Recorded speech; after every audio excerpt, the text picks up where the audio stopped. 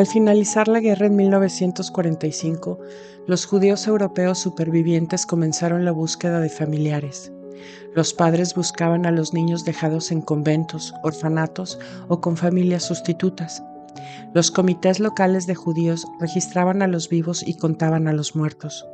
La Cruz Roja Internacional y organizaciones judías colaboraron en las búsquedas, que a menudo eran prolongadas debido a los desplazamientos masivos causados por los nazis, la guerra y traslados en Europa Central y Oriental. La búsqueda de la familia iba más allá de encontrar parientes, involucraba el doloroso proceso de ayudar a niños a redescubrir su identidad.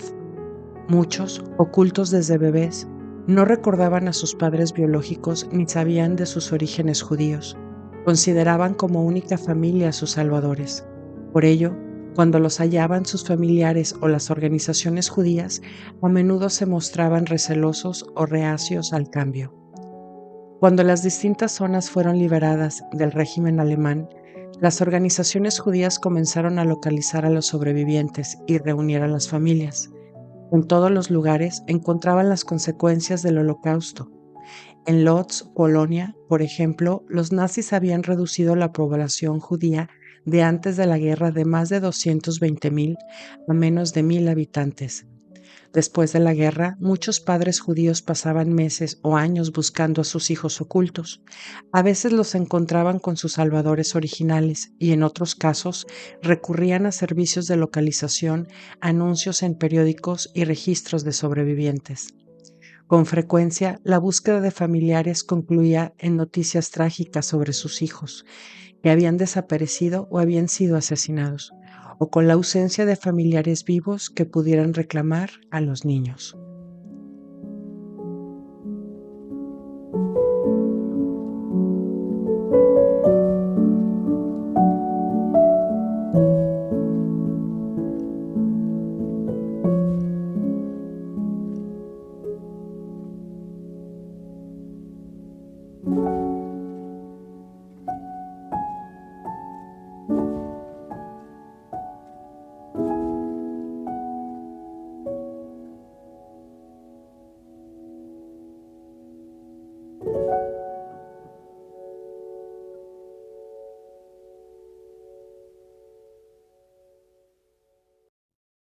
Jueves 27 de abril de 1944.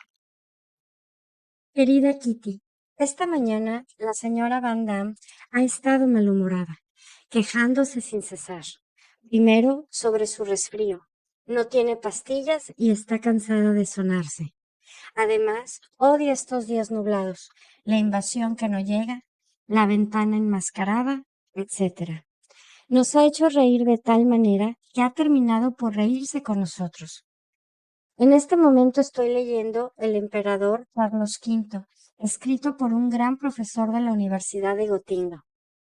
Tardó 40 años en terminar este libro. En 5 días no he podido leer más que 50 páginas. El volumen tiene 598 páginas. Puedes calcular el tiempo que deberé dedicarle. Y hay un segundo tomo. Pero es interesante. Es increíble lo que un escolar puede aprender en un solo día. Por ejemplo, hoy he empezado por traducir del holandés al inglés un fragmento de la última batalla de Nelson. Enseguida he proseguido mi historia de los países nórdicos, la guerra de 1700 a 1721. Carlos XII, Stanislas, Lesinski, Mazepa, von Gotz, el Brandeburgo, la Pomerania y Dinamarca. Todo ello incluyendo las fechas. Luego, he abordado el Brasil, lecturas sobre el tabaco de Bahía, la abundancia de café, los habitantes de Río de Janeiro, Pernambuco y Sao Paulo, sin olvidar los de los Amazonas. Sus negros, mulatos, mestizos, blancos con más de un 50% de analfabetos y la malaria. Me quedaba aún tiempo para recorrer un árbol genealógico. Juan el Antiguo, Guillermo Luis, Ernesto Casimiro I, Enrique Casimiro I y hasta la pequeña Margriet Francisca, nacida en 1943 en Ottawa. Mediodía, En el desván he proseguido mi programa con la historia de las catedrales, hasta la 1. Uf. Después de las 2, la pobre niña retoma los estudios, empezando por los monos de nariz aplastada o puntiaguda. ¿Sabrías decirme cuántos dedos tiene un hipopótamo? Luego le toca el turno a la Biblia, el arca de Noé, enseguida Carlos V en el cuarto de Peter, Henry Esmond de Thackeray, al final comparar el Mississippi con el Missouri. Tuya, Ana. Viernes 28 de abril de 1944. Querida Kitty, no he olvidado mi sueño sobre Peter Wessel. Hoy mismo, al pensar en ello, siento su mejilla junto a la mía, dándome la sensación maravillosa de que todo es bueno. Con mi Peter de aquí, llego a veces a sentir lo mismo, pero nunca había sido con la misma fuerza. Hasta anoche, cuando nos abrazamos en el diván como de costumbre, de repente la pequeña Ana de todos los días se transformó y, en su lugar, apareció la segunda Ana, esa que no es audaz ni hace bromas, sino que solo pide ser tierna y amar. Ya estaba hecha un ovillo junto a él, y sintiendo la emoción apoderarse de mí, las lágrimas me subieron a los ojos. Una cayó sobre su pantalón, en tanto que la otra resbalaba a lo largo de mi nariz. ¿Lo había notado? Ningún movimiento lo traicionaba. Se había emocionado tanto como yo. No dije casi nada. ¿Se percataba de que tenía otra Ana ante sí? Estas preguntas quedan sin respuestas. A las 8:30 me levanté para ir a la ventana, donde siempre nos despedimos. Yo temblaba todavía. Seguía siendo la segunda Ana cuando él se me acercó. Le echó los brazos al cuello y besé su mejilla. Y, en el momento de besar la otra, nuestros labios se encontraron y su boca se apretó contra la mía. Presas de una especie de vértigo, nos estrechamos el uno contra el otro y nos besamos como si aquello jamás debiera cesar. Peter necesita ternura. Por primera vez en su vida ha descubierto una muchacha. Por primera vez también ha visto que la más traviesa de ellas oculta un corazón y puede transformarse tan pronto como está sola a su lado. Por primera vez en su vida ha dado su amistad. Se ha liberado. Nunca antes había tenido un amigo o a una amiga. Ahora él y yo nos hemos encontrado. Yo tampoco lo conocía. Más había tenido un confidente. Y he ahí las consecuencias. Para esa misma pregunta que no me abandona, ¿está bien? ¿Está bien ceder tan pronto? Con la misma intensidad y el mismo deseo que Peter. ¿Tengo derecho yo, una muchacha, de dejarme ir así? No hay más que una respuesta. Yo tenía ese deseo. Desde hace mucho tiempo me siento muy sola y por fin he podido consolarme. Por la mañana actuamos normalmente, por la tarde lo hacemos bastante bien, salvo algún raro desfallecimiento. Por la noche, el deseo del día entero se vuelve intolerable, sumado al recuerdo del gozo y la dicha de todas las veces precedentes. Entonces ambos pensamos nada más que el uno y el otro, estar juntos. Cada vez traes el último beso. Yo querría escapar, no mirarle más a los ojos, estar lejos, lejos de él, en la oscuridad y sola. ¿Y dónde me encuentro después de haber descendido las escaleras? Bajo una luz brutal, entre risas y preguntas, cuidando de no exteriorizar nada. Mi corazón es aún demasiado sensible para suprimir de golpe una impresión como la de anoche. La pequeña Ana, tierna, es demasiado reservada y no se deja casar con tanta facilidad. Peter me ha emocionado más profundamente que cualquier otro muchacho, salvo en sueños. Peter me ha agitado, me ha dado vuelta como un guante. Después de eso, no tengo derecho, como cualquier otro, de reencontrar el reposo necesario para recuperarme de tal trastorno. Peter, ¿qué has hecho? ¿Qué has hecho de mí? ¿Qué quieres de mí? ¿En qué va a terminar esto? Ah, con esta nueva experiencia empiezo a comprender a Ellie y sus dudas. Si yo fuera mayor y Peter me pidiera que me casase con él, ¿qué le diría? Sé honesta, Ana. Tú no podrías casarte con él, pero dejarlo es también difícil. Peter tiene poco carácter todavía, demasiado poca voluntad. demasiado poco valor y fuerza moral. En el fondo, solo es un niño, no mayor que yo, no pide más que dicha y tranquilidad. Es que, en verdad, no tengo más que 14 años. Es que soy todavía una colegiala tonta, una personita sin experiencia desde todo punto de vista. No, tengo más experiencia que los demás. Poseo una experiencia que pocas personas de mi edad han conocido. Tengo miedo de mí misma, miedo de que mi deseo me arrastre y miedo de no mantenerme recta, más tarde con otros muchachos. Qué difícil es. Los sentimientos y el corazón están en lucha constante. Cada uno hablará en su momento. Pero, ¿cómo saber si he elegido bien ese momento? Tuya, Ana. Martes 2 de mayo de 1944. Querida Kitty, el sábado por la noche pregunté a Peter si no opinaba que yo debía contarle algo a papá. Consintió, después de alguna vacilación. Eso me puso contenta, pues demostraba la pureza de sus sentimientos. Al volver a nuestras habitaciones, propuse inmediatamente ir a buscar el agua con papá. En la escalera le dije, Pa, comprenderás sin duda que cuando me encuentro con Peter no estamos sentados a 1 metro de distancia el uno del otro. ¿Qué te parece? ¿Está mal eso? Papá no respondió enseguida. Luego dijo, no, yo no lo encuentro mal, Ana, pero aquí, en este espacio restringido, sería preferible que fueras prudente.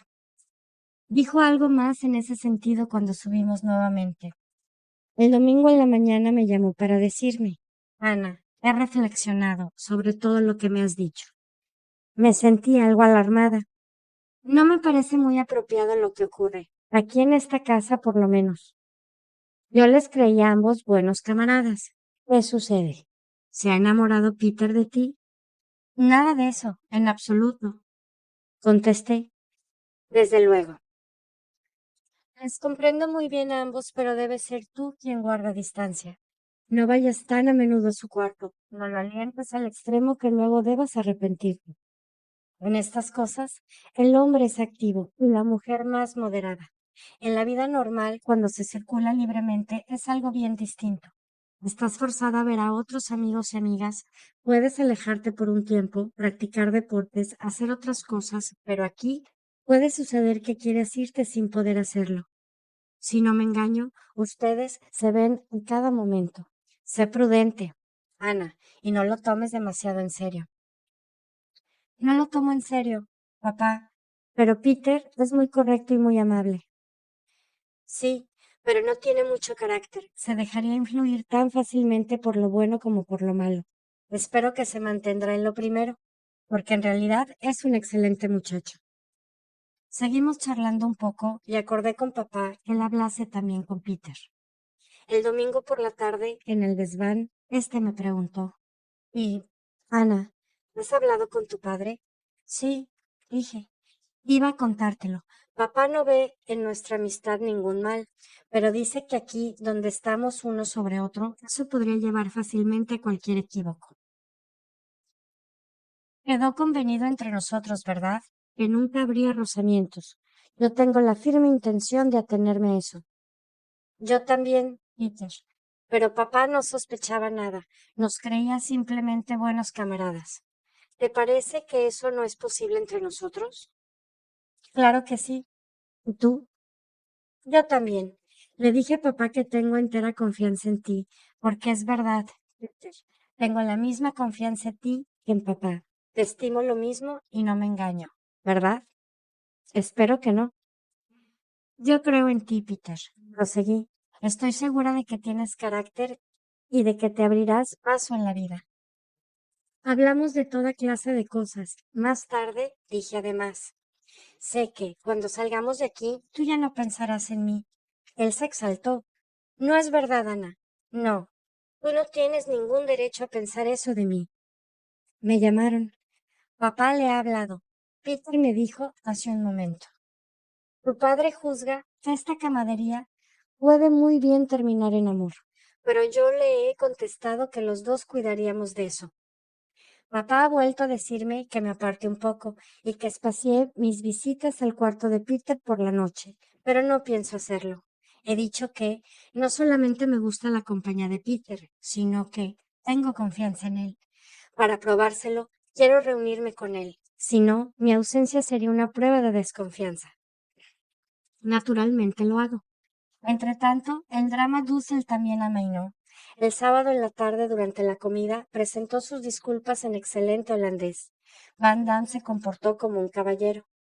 A Dussel le debe de haber llevado un día entero aprender de memoria la lección. El domingo, día de su cumpleaños, transcurrió pacíficamente. Recibió una botella de un buen vino, cosecha 1919, por parte de los Van Damme, un frasco de legumbres en escabeche y una caja de hojitas de afeitar. Kraler le regaló un pote de mermelada de limón, Miep un libro y Eli una planta. Él nos convidó a cada uno con un huevo. Tuya, Ana. Miércoles 3 de mayo de 1944.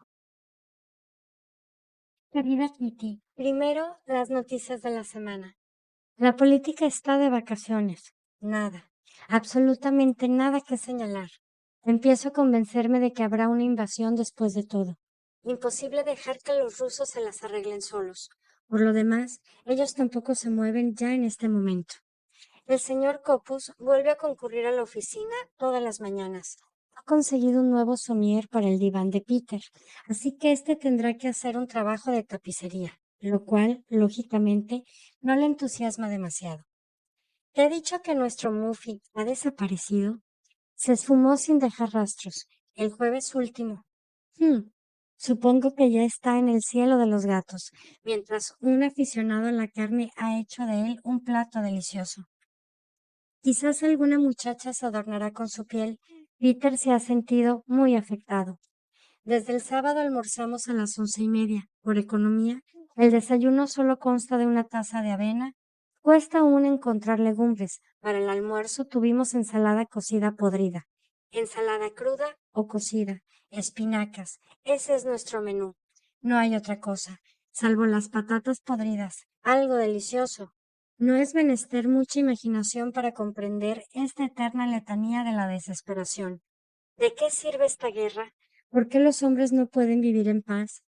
¿Por qué esta devastación? Pregunta comprensible, pero nadie ha encontrado la respuesta final. En realidad, ¿por qué se construyen en Inglaterra aviones cada vez mayores con bombas cada vez más pesadas y al mismo tiempo casas prefabricadas para la reconstrucción? ¿Por qué se gastan cada día millones en la guerra y no hay un céntimo disponible para la medicina, los artistas y los pobres? ¿Por qué hay hombres que sufren hambre mientras que en otras partes del mundo los alimentos sobran y se pudren? ¿Por qué los hombres han enloquecido así?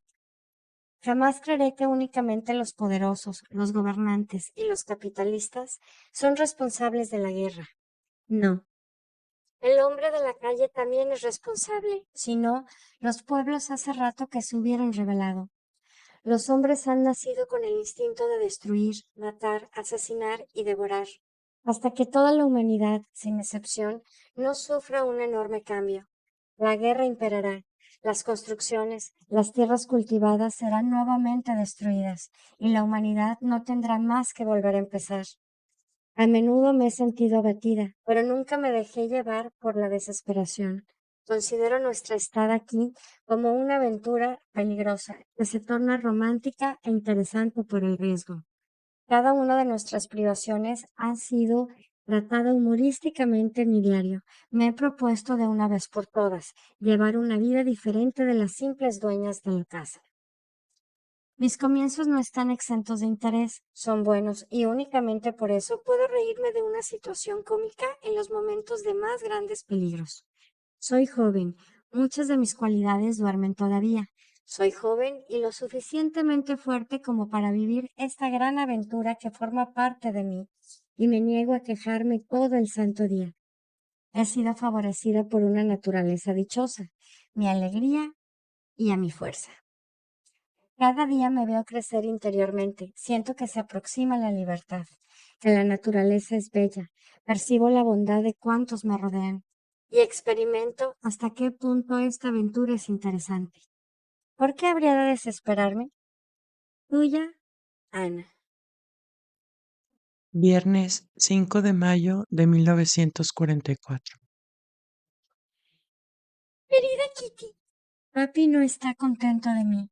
Él esperaba que yo, espontáneamente, dejara de subir todas las noches sin excepción al cuarto de Peter. Empieza a jugar mal nuestras caricias. ¿No fue bastante difícil hablar de eso? ¿Por qué entonces empeorar las cosas? Pienso discutirlo hoy con él. Margot me ha aconsejado muy bien. He aquí poco más o menos lo que me propongo decirle. Creo, papá, que tú aguardas de mí una explicación, y aquí la tienes. Estás decepcionado porque hubieras querido que yo guardase distancias. Quieres, sin duda, que a mi edad yo sea una muchacha correcta, tal como tú lo has forjado. Pero te engañas. Desde que estamos aquí, es decir, desde julio de 1942 y hasta muy recientemente, mi vida no tuvo nada de fácil.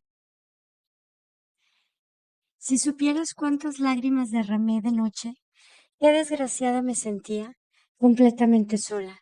Comprenderás mejor por qué quiero reunirme con Peter. Eso no se produjo de la noche a la mañana. Llegué a vivir sin el apoyo de mamá o de quien quiera que fuese. Costa de luchas, de muchas luchas y lágrimas. Me costó caro llegar a ser tan independiente. Puedes reírte y no creerme, pero eso no me importa.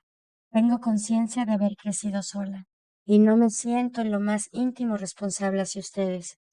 Si te digo todo esto es porque no quiero que pienses que me hago la misteriosa.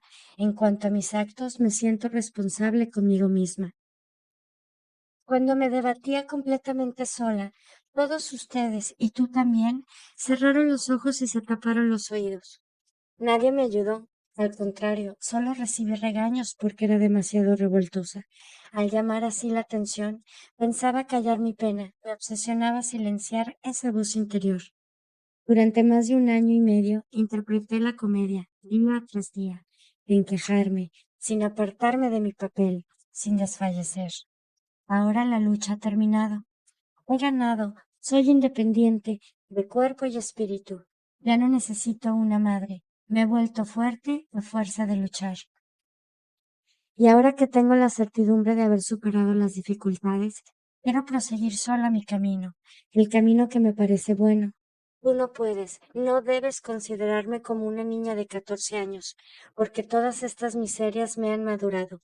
Me propongo obrar según mi conciencia y no deploraré mis actos. Desde luego, no podrás convencerme de que deje de reunirme con Peter.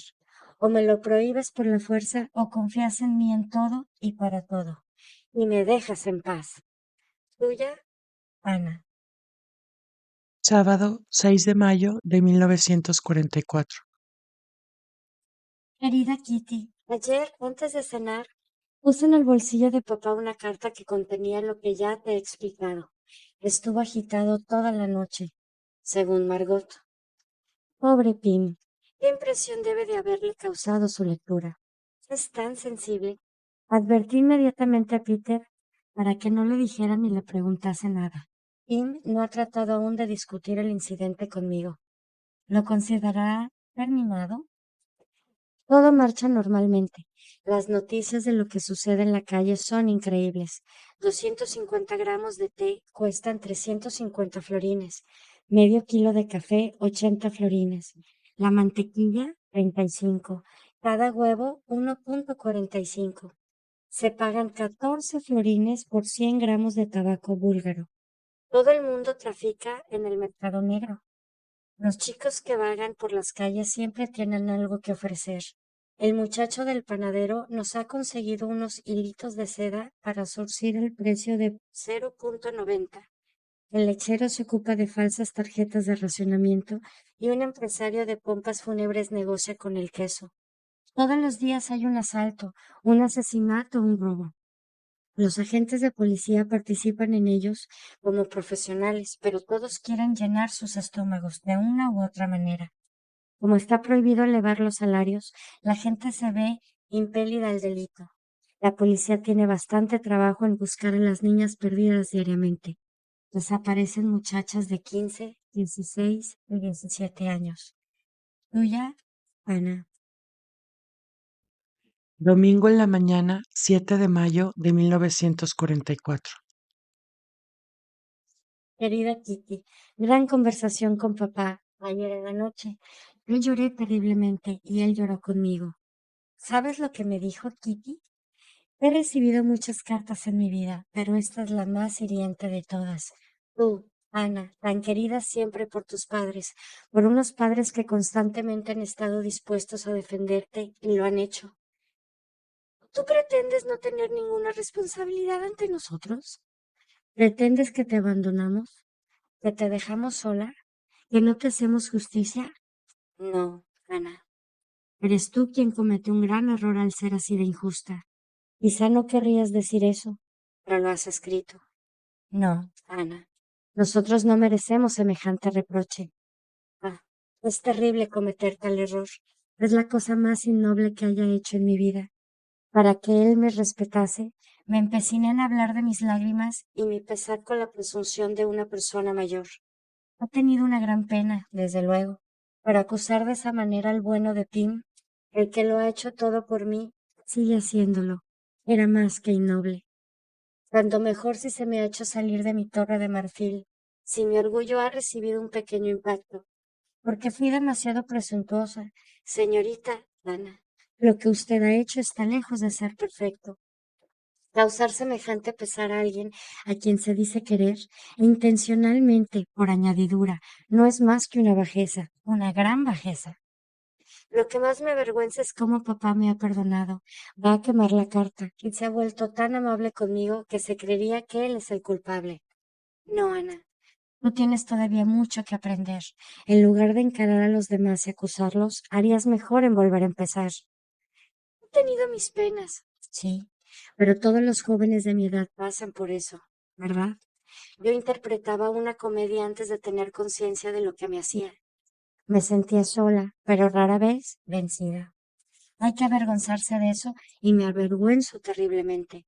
Lo hecho, hecho está, pero es posible corregirse, volver a empezar desde el principio.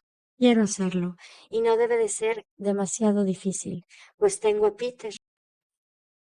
Con su apoyo tendré éxito. Ya no estoy sola en el mundo.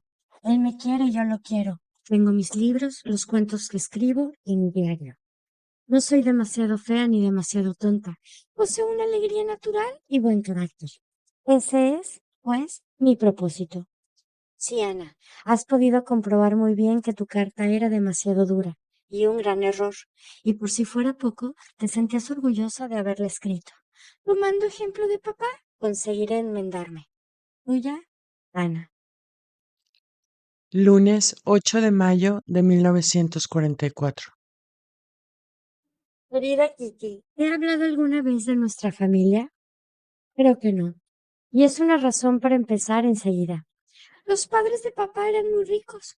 Su padre había hecho fortuna solo y su madre provenía de una familia adinerada y distinguida. La juventud de papá fue extremadamente agradable. Bailes o fiestas, residencias suntuosas, lindas muchachas, banquetes, etcétera. Todo ese dinero se perdió durante la Primera Guerra Mundial y a causa de la inflación. Papá, con su educación esmerada, debió reírse ayer cuando, por primera vez en sus 55 años, tuvo que comer el raspado de la olla. Mamá proviene también de padres ricos. A menudo escuchamos boquiabiertos sus historias de fiestas de esponsales con 250 invitados, cenas y bailes de sociedad. Ahora ya no se nos puede considerar ricos, pero confío en que nos reharemos después de la guerra.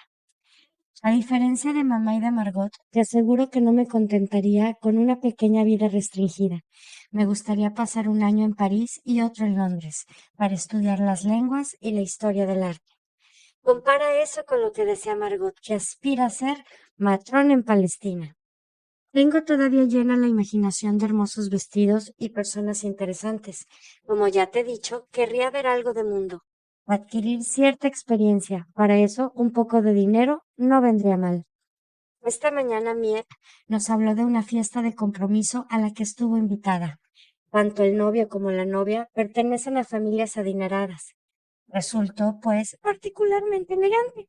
Miep nos embobó con su descripción del menú. Sopa de legumbres con albondiguillas de carne, queso, panecillos, entremeses con huevos, roast beef, torta de moca, vinos y cigarrillos. Todo a discreción. Miep bebió 10 copas. No está mal para una abstemia. Si ella hizo así, me pregunto en cuánto la habrá sobrepasado su marido. Naturalmente, todos los invitados estaban un poco chispados.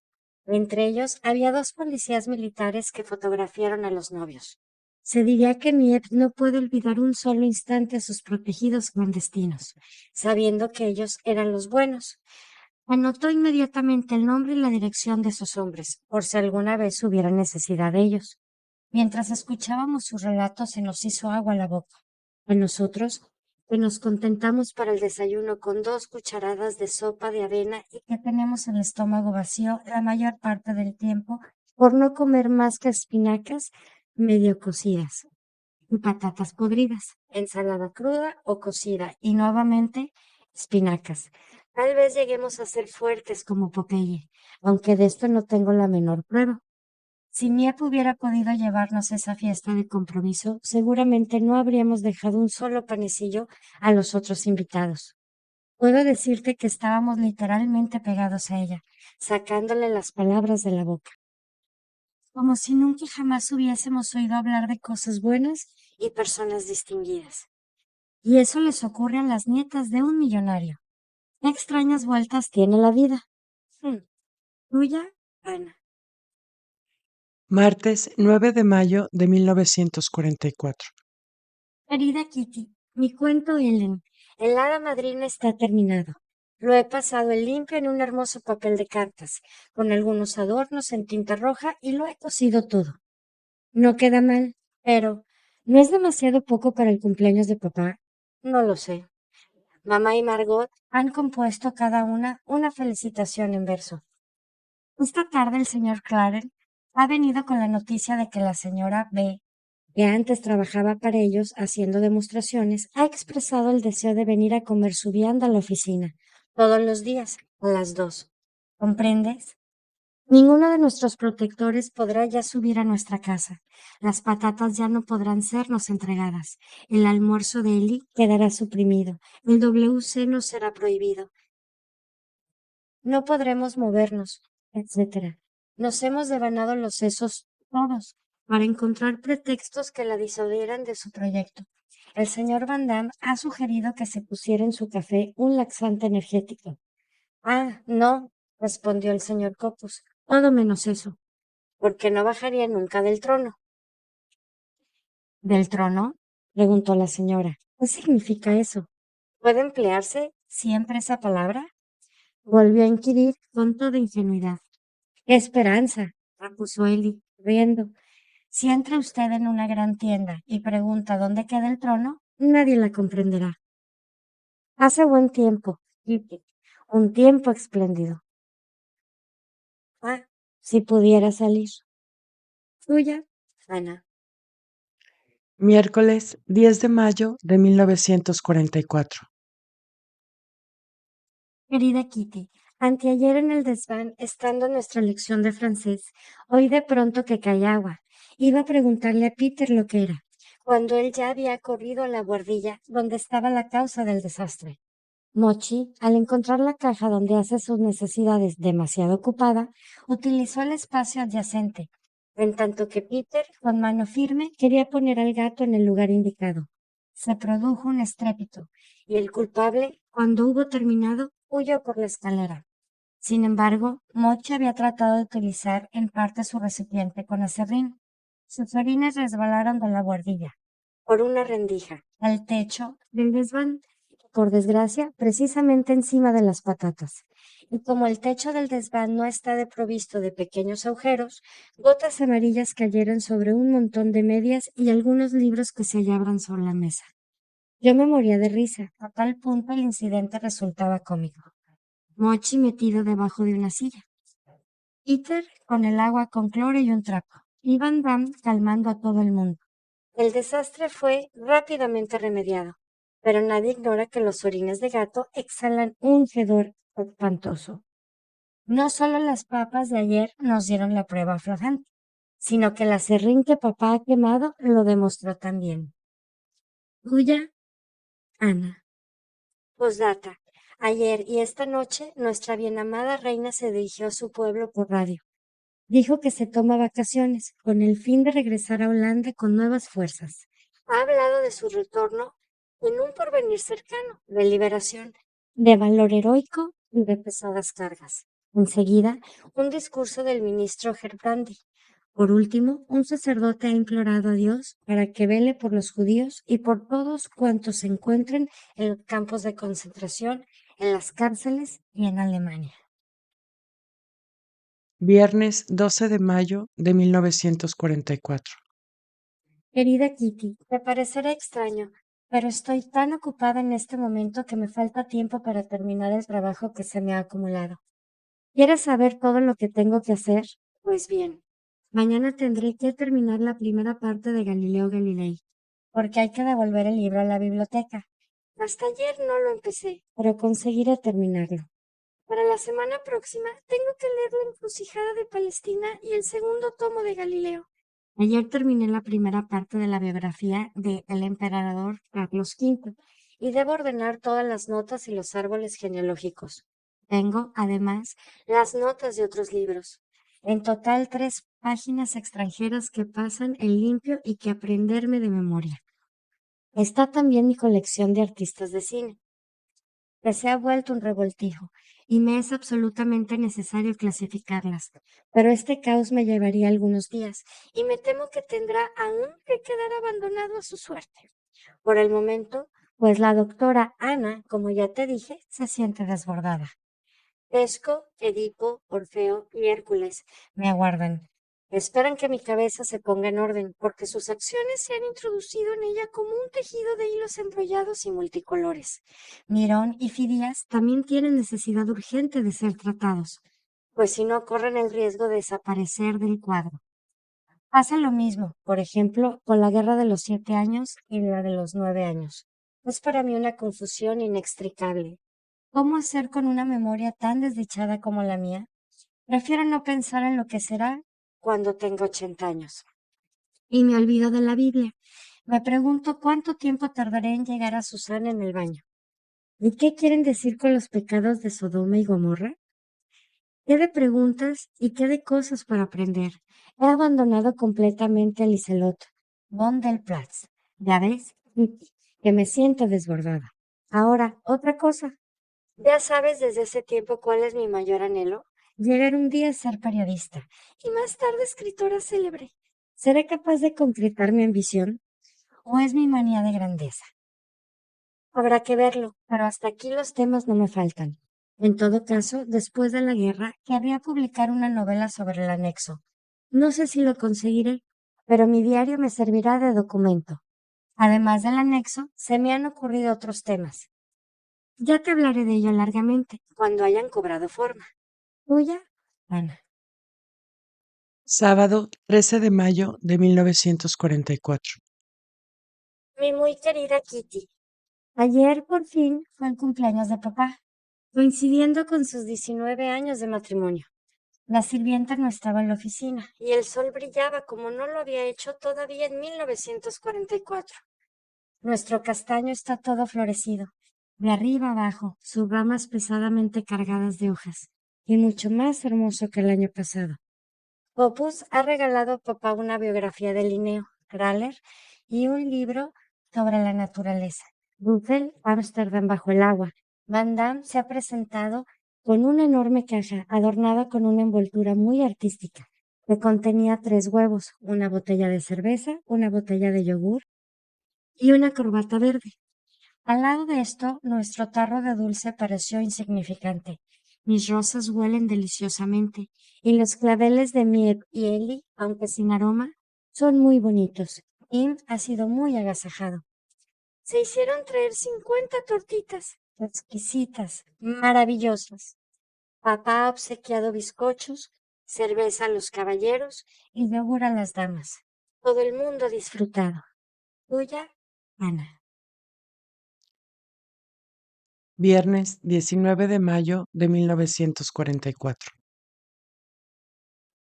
Querida Kitty, desde ayer no me siento bien y he vomitado. He tenido dolor de vientre y todas las calamidades imaginables. Hoy estoy un poco mejor.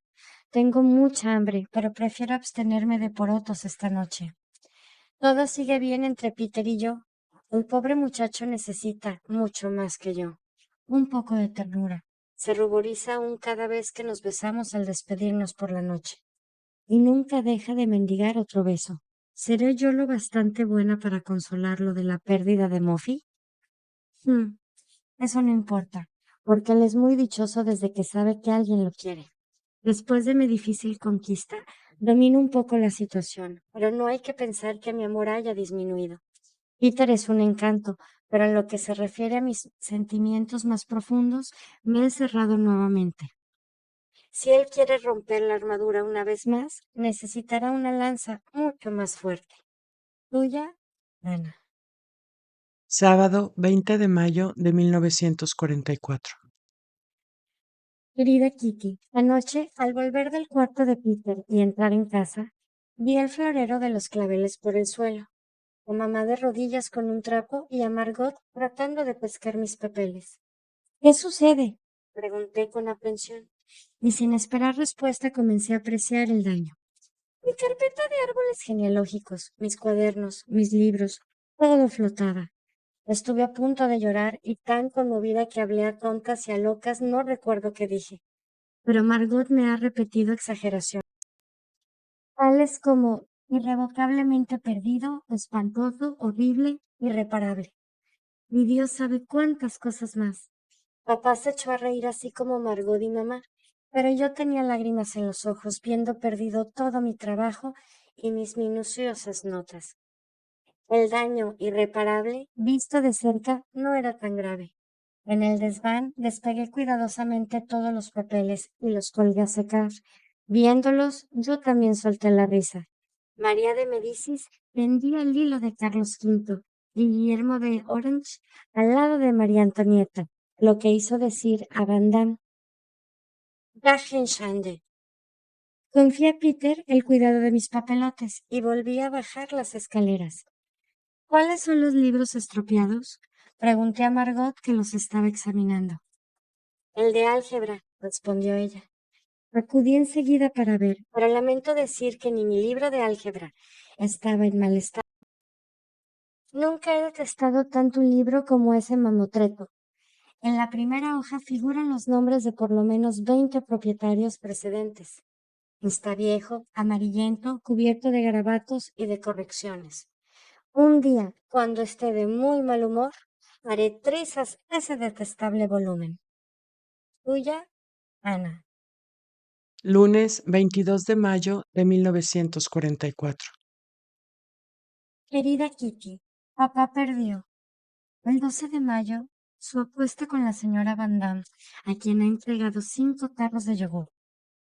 La invasión no se ha efectuado aún. Puedo decir con absoluta certeza que toda Ámsterdam, toda Holanda, sí, toda la costa occidental de Europa hasta España, no hace más que hablar y discutir sobre este tema. Apostar y esperar. La atmósfera de espera no puede ser más tensa. Una buena parte de aquellos que nosotros incluimos entre los buenos holandeses han dejado de creer en los ingleses. No todo el mundo se conforma con el famoso bluff inglés. No, lejos de eso. Hay quienes necesitan pruebas, acciones grandes y heroicas. Nadie mira más allá de la punta de su nariz. Nadie piensa en los ingleses como personas que se defienden y pelean por su país. Todos creen que ellos están obligados a salvar a Holanda, lo más rápidamente y lo mejor posible. ¿Qué obligaciones han contraído los ingleses con nosotros? ¿De qué manera los holandeses han merecido esa ayuda generosa que esperan con tanta seguridad? Por triste que sea, los holandeses pueden prepararse para las decepciones. A despecho de todo su bluff, no se le puede reprochar más a Inglaterra que a los otros países grandes y chicos que actualmente no están ocupados. Sin duda, los ingleses no vendrán a presentarnos sus excusas, porque si nosotros podemos reprocharles haberse dormido durante los años en que Alemania se armaba, No podríamos negar que todos los demás países, en especial los limítrofes de Alemania, se durmieron igualmente. La política del avestruz de nada nos servirá. Inglaterra y el mundo entero lo saben muy bien. Por eso los aliados, todos y cada uno, particularmente Inglaterra, se verán obligados a hacer penosos sacrificios. Ningún país querrá sacrificar a sus hombres en el interés de otro país, e Inglaterra no será la excepción. La invasión, la liberación y la libertad vendrán un día, pero la hora será fijada por Inglaterra y Estados Unidos, y no por un conjunto de territorios ocupados. Con gran pesar y consternación hemos sabido que muchas personas se han vuelto contra los judíos. Hemos oído decir que el antisemitismo se ha apoderado de ciertos círculos, donde antes jamás se hubiera pensado en eso. Los 8 nos sentimos profundamente conmovidos por la noticia. La causa de este odio contra los judíos es plausible, a veces hasta humana, pero inadmisible. Los cristianos reprochan a los judíos que, ante los alemanes, tengan la lengua demasiado larga, traicionando a sus protectores y haciendo sufrir a los cristianos, por culpa de ellos. La suerte trágica y la tortura horrible de tantos de nosotros. Todo eso es verdad, pero hay que ver el reverso de la medalla. Como en cualquier otro caso, los cristianos en nuestro lugar obrarían de manera diferente. Un hombre, sea judío o cristiano, puede callarse ante los medios de que se sirven los alemanes. Todo el mundo sabe que eso es casi imposible. ¿Por qué, entonces, exigir lo imposible a los judíos? En los grupos de la resistencia corre un rumor vinculado a los judíos alemanes, otros emigrados en Holanda y actualmente en los campos de concentración de Polonia. Estos no podrían, después de la derrota de Hitler, regresar a Holanda, donde tenían el derecho de asilo. Se les obligaría a volver a Alemania. Oyendo eso, ¿no es lógico que nos preguntemos por qué se sostiene esta guerra larga y penosa? Se nos ha repetido siempre que nosotros combatimos juntos por la libertad, la verdad y el derecho. Si ya se declara la división en pleno combate, ¿el judío saldrá del inferior a algún otro una vez más? Es triste pensar que admitir el viejo aforismo de la mala acción de un cristiano, en este mismo responsable, la mala acción de un judío recae sobre todos los judíos. Francamente, no puedo concebir que los holandeses hagan semejante cosa. Ese pueblo bueno, honrado y leal, que al juzgarlos así, juzga al pueblo más oprimido, al más desgraciado y quizás al más digno de compasión del mundo entero. Solo me resta confiar en que esta ola de odio contra los judíos sea pasajera, que los holandeses se mostrarán bien pronto tales como son, guardando intacto su sentimiento de justicia y su integridad. Porque el antisemitismo es injusto. Y si este horror tuviera verdaderamente que suceder, el pobre puñado de judíos que queda en Holanda terminaría por dejarla. También nosotros aprontaríamos las valijas y reanudaríamos la marcha, abandonando a este hermoso país que tan cordialmente nos recibió y que, sin embargo, nos vuelve la espalda. Amo a Holanda. Hasta había confiado en que me serviría de patria y sigo esperándolo. Tuya, Ana.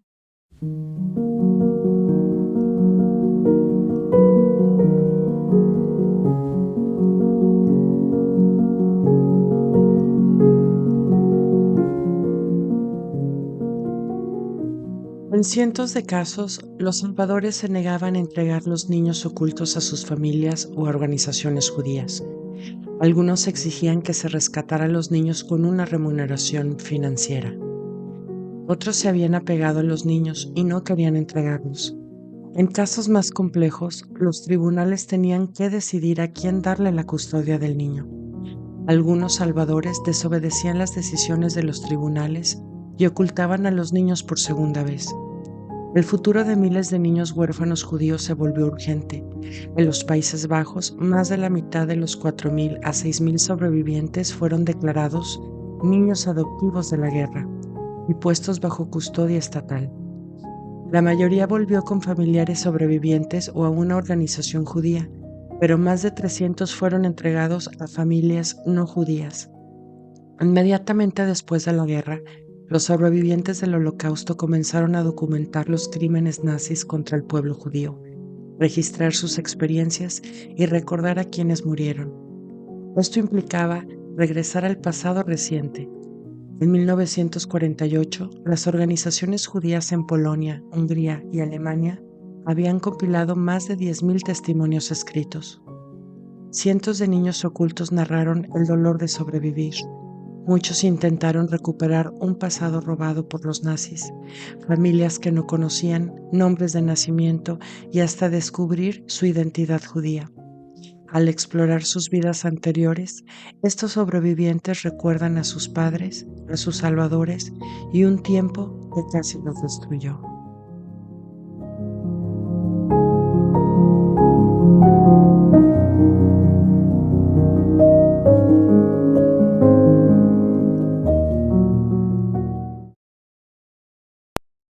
Jueves 25 de mayo de 1944. Querida Kitty, todos los días ocurre algo. Esta mañana, nuestro proveedor de hortalizas ha sido arrestado.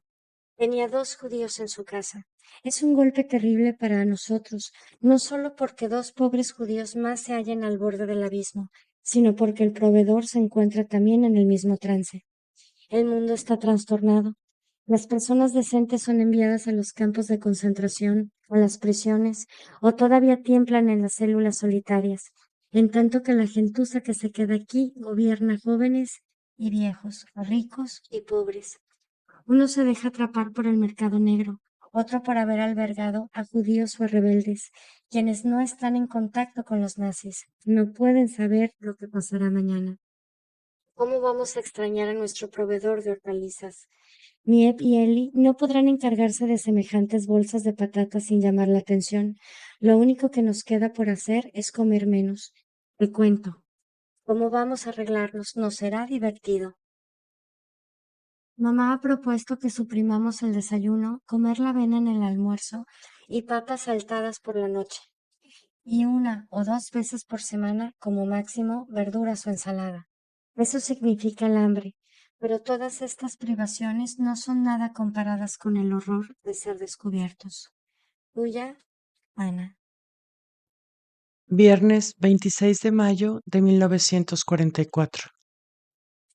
Querida Kitty, por fin un poco de tregua para escribirte tranquilamente sentada a mi mesita, ante una ventana apenas entreabierta. Me siento tan desgraciada. Esto no me ocurría desde hace meses, ni siquiera después del robo llegué a estar tan deprimida.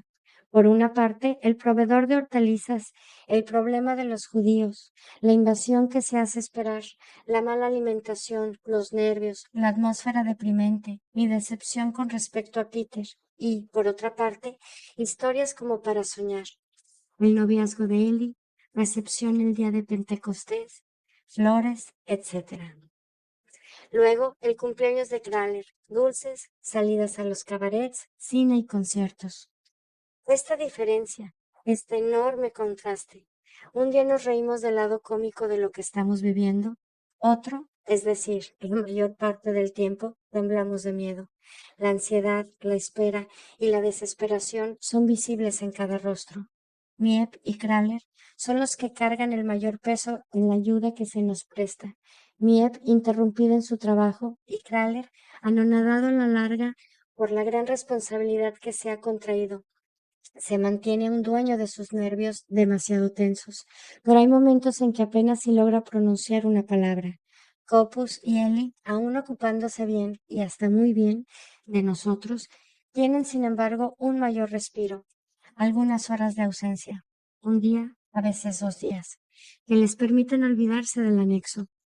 Tienen sus propias preocupaciones, Copus sobre su salud y Ellie sobre su compromiso, que no es de color rosa, pero aparte de eso, tienen sus excursiones, sus visitas, toda una vida de personas libres. Ellos puedan alejarse de esta atmósfera sombría, aunque solo sea por poco tiempo. Para nosotros la tensión siempre va en aumento. Ya hace 2 años que estamos aquí. ¿Cuánto tiempo vamos a poder resistir esta presión insoportable y más fuerte cada día? Como los desagües están obstruidos, debemos hacer correr el agua con cuentagotas. Vamos al WC provistos de un cepillo y conservamos el agua sucia en un recipiente. Hoy eso puede pasar, pero ¿qué vamos a hacer si el plomero no puede arreglárselo solo? El servicio municipal no viene hasta el martes. Miep nos ha enviado un pan de centeno con la inscripción Feliz Pentecostés. Esto suena casi a burla. ¿Cómo ser feliz en el estado en que nos hallamos? Tras el arresto del proveedor de hortalizas, el miedo reina en el anexo. Por todos lados. Las tareas se hacen con mucho sigilo. Si la policía ha forzado la puerta del verdulero, nosotros estamos tan expuestos como él. Si nosotros. No, no tengo el derecho de escribirlo, pero hoy esta cuestión no quiere abandonarme. Toda la angustia por la cual ya he pasado se me impone nuevamente en toda su amplitud. Esta noche, al ir al WC alrededor de las 8, he tenido que dejar el piso de los Van Damme, donde todos estábamos reunidos alrededor de la radio. Quería ser valerosa, pero era difícil. Con los otros me siento todavía en seguridad relativa, pero no completamente sola. Sé que la casa es grande y que está abandonada. Los ruidos de arriba, ensordecidos, son misteriosos. Además, están los bocinazos de afuera. Si me desmorono, comienzo a temblar, pues no puedo dejar de ver cuán terrible es nuestra situación. Más de una vez me pregunto si, para todos nosotros, no habría valido más no ocultarnos y estar ahora muertos antes de pasar por todas estas calamidades, sobre todo por nuestros protectores, que al menos no estarían en peligro. Ni siquiera este pensamiento nos hace retroceder. Amamos todavía la vida.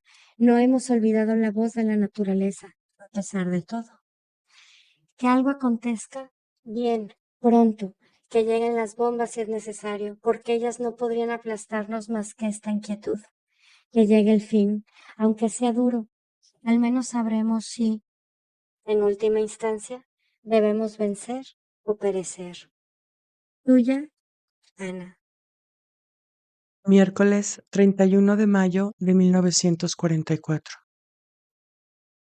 Querida Kitty, hizo un calor tan espantoso el sábado, el domingo y el lunes, que simplemente me resultó imposible sujetar una lapicera en la mano. Por lo tanto, no pude escribirte. Las cañerías volvieron a fallar el viernes y fueron arregladas el sábado. El señor Cocos vino a visitarnos por la tarde y nos contó un montón de cosas sobre Curly, entre otras, que está en el mismo club de hockey que Jockey. El domingo vino Eli para asegurarse de que no habíamos recibido ninguna visita indeseada y se quedó a desayunar con nosotros. El lunes de Pentecostés fue el señor Van Santen quien actuó como guardián del escondite y finalmente el martes fue posible abrir nuevamente las ventanas. Pocas veces hemos tenido un Pentecostés tan agradable, cálido, hasta podría decirse caluroso. El calor que hace en el anexo secreto es terrible. Te describiré brevemente estos días sofocantes mediante ejemplos de las quejas que surgen. Sábado. ¡Qué día hermoso! ¡Qué tiempo perfecto! Dijimos todos por la mañana. Ah, si no hiciera tanto calor, exclamábamos a la tarde cuando se cerraron las ventanas. Domingo. Este calor es decididamente insoportable. La mantequilla se está derritiendo. No hay un solo lugar fresco en toda la casa. El pan se está poniendo tan seco, la leche se vuelve agria, no es posible abrir las ventanas y nosotros, desdichados poscritos. Estamos aquí sentados sofocándonos mientras otras personas disfrutan del feriado de Pentecostés. Lunes. Me duelen los pies. No tengo ropas más livianas. No puedo lavar los platos con este calor. Todo esto dicho por la señora Van Damme. Fue extremadamente desagradable. Aún no puedo tolerar el calor, por lo que me alegro de que hoy corra una buena brisa, sin que el sol haya dejado de brillar. Tuya, Ana. Lunes 5 de junio de 1944. Querida Kitty, un nuevo incidente en el anexo.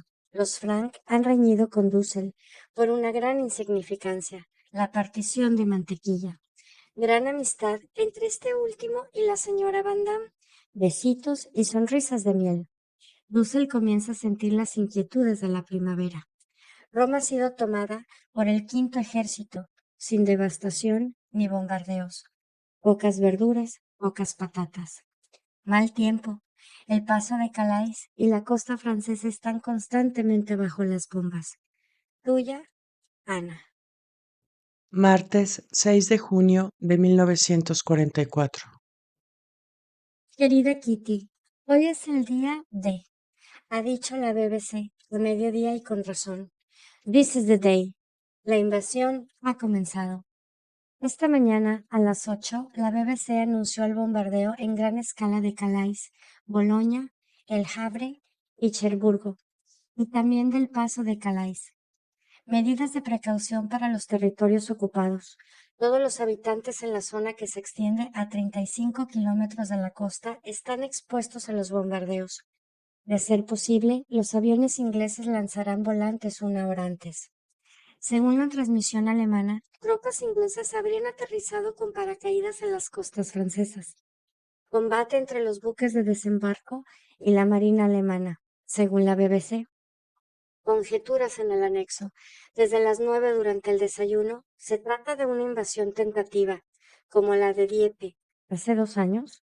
Transmisión inglesa en alemán, holandés, francés y otras lenguas. La invasión ha comenzado. Eso significa la verdadera invasión.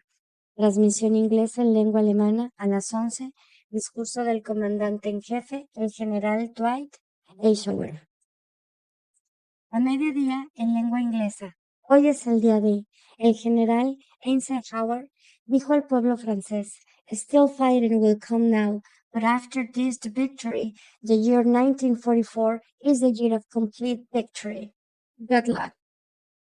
La BBC, en lengua inglesa, una hora más tarde. 11.000 aviones dejan caer constantemente tropas en paracaídas detrás de las líneas.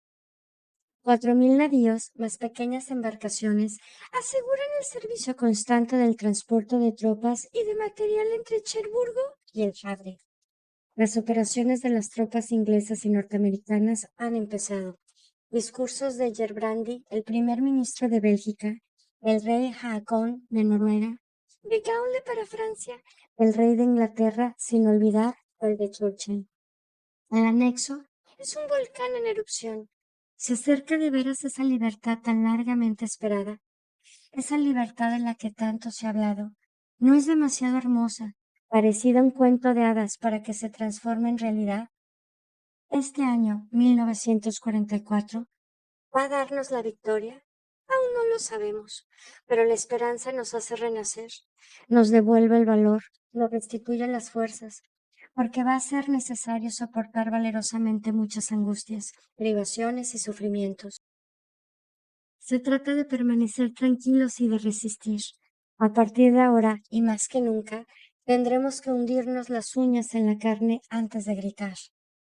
Es el momento para Francia, Rusia, Italia y también Alemania de hacer oír su miseria.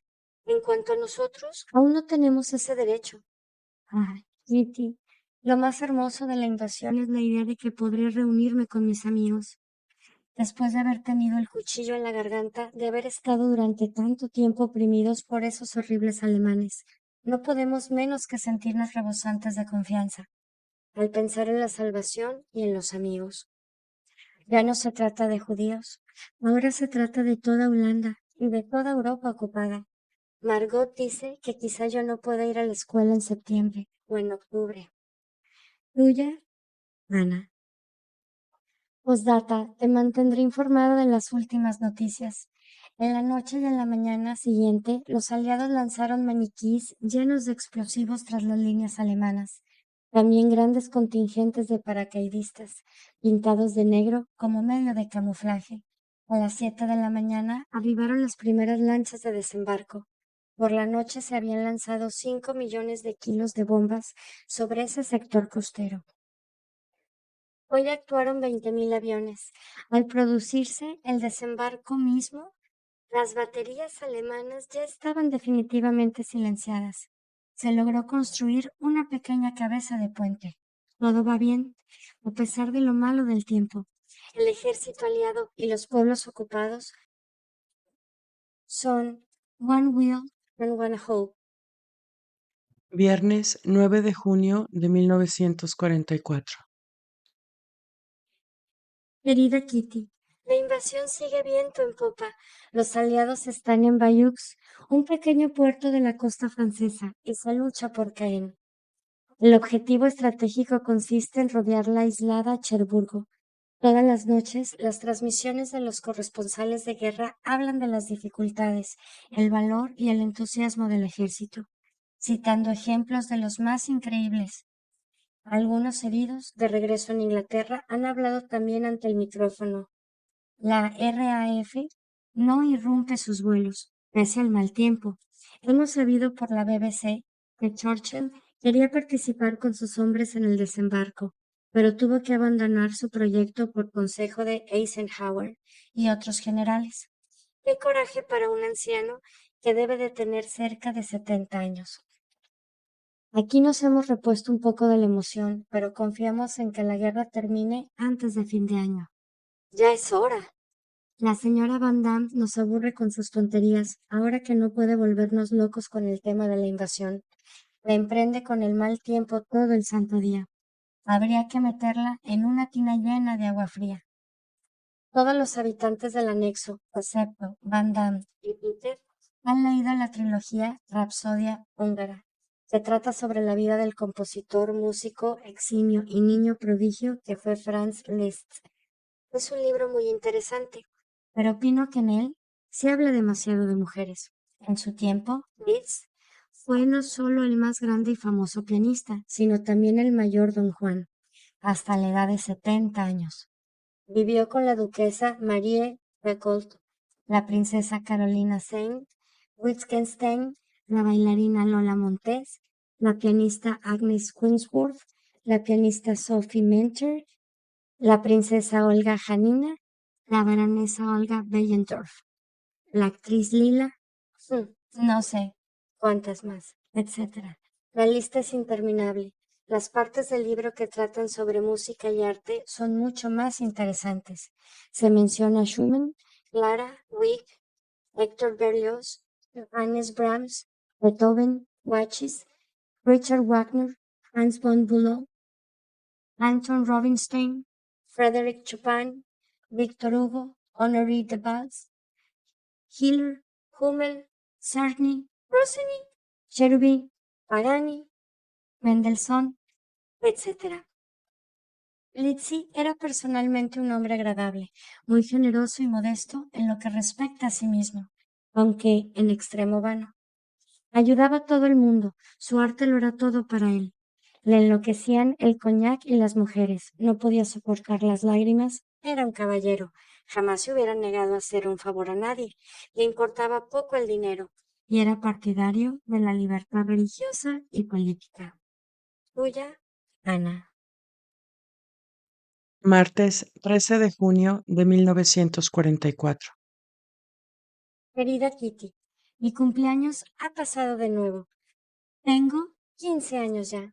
He recibido bastantes cosas. La historia del arte de Springer en 5 tomos. Además, un conjunto de ropa interior, un pañuelo, 2 tarros de yogur, un frasquito de mermelada, un gran bizcocho y un libro sobre botánica.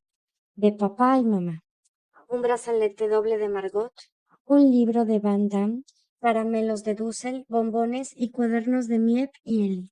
Y la mejor sorpresa, un libro, María Teresa, así como 3 tajadas de verdadero queso, de Kraler, un magnífico ramo de peonias de Peter.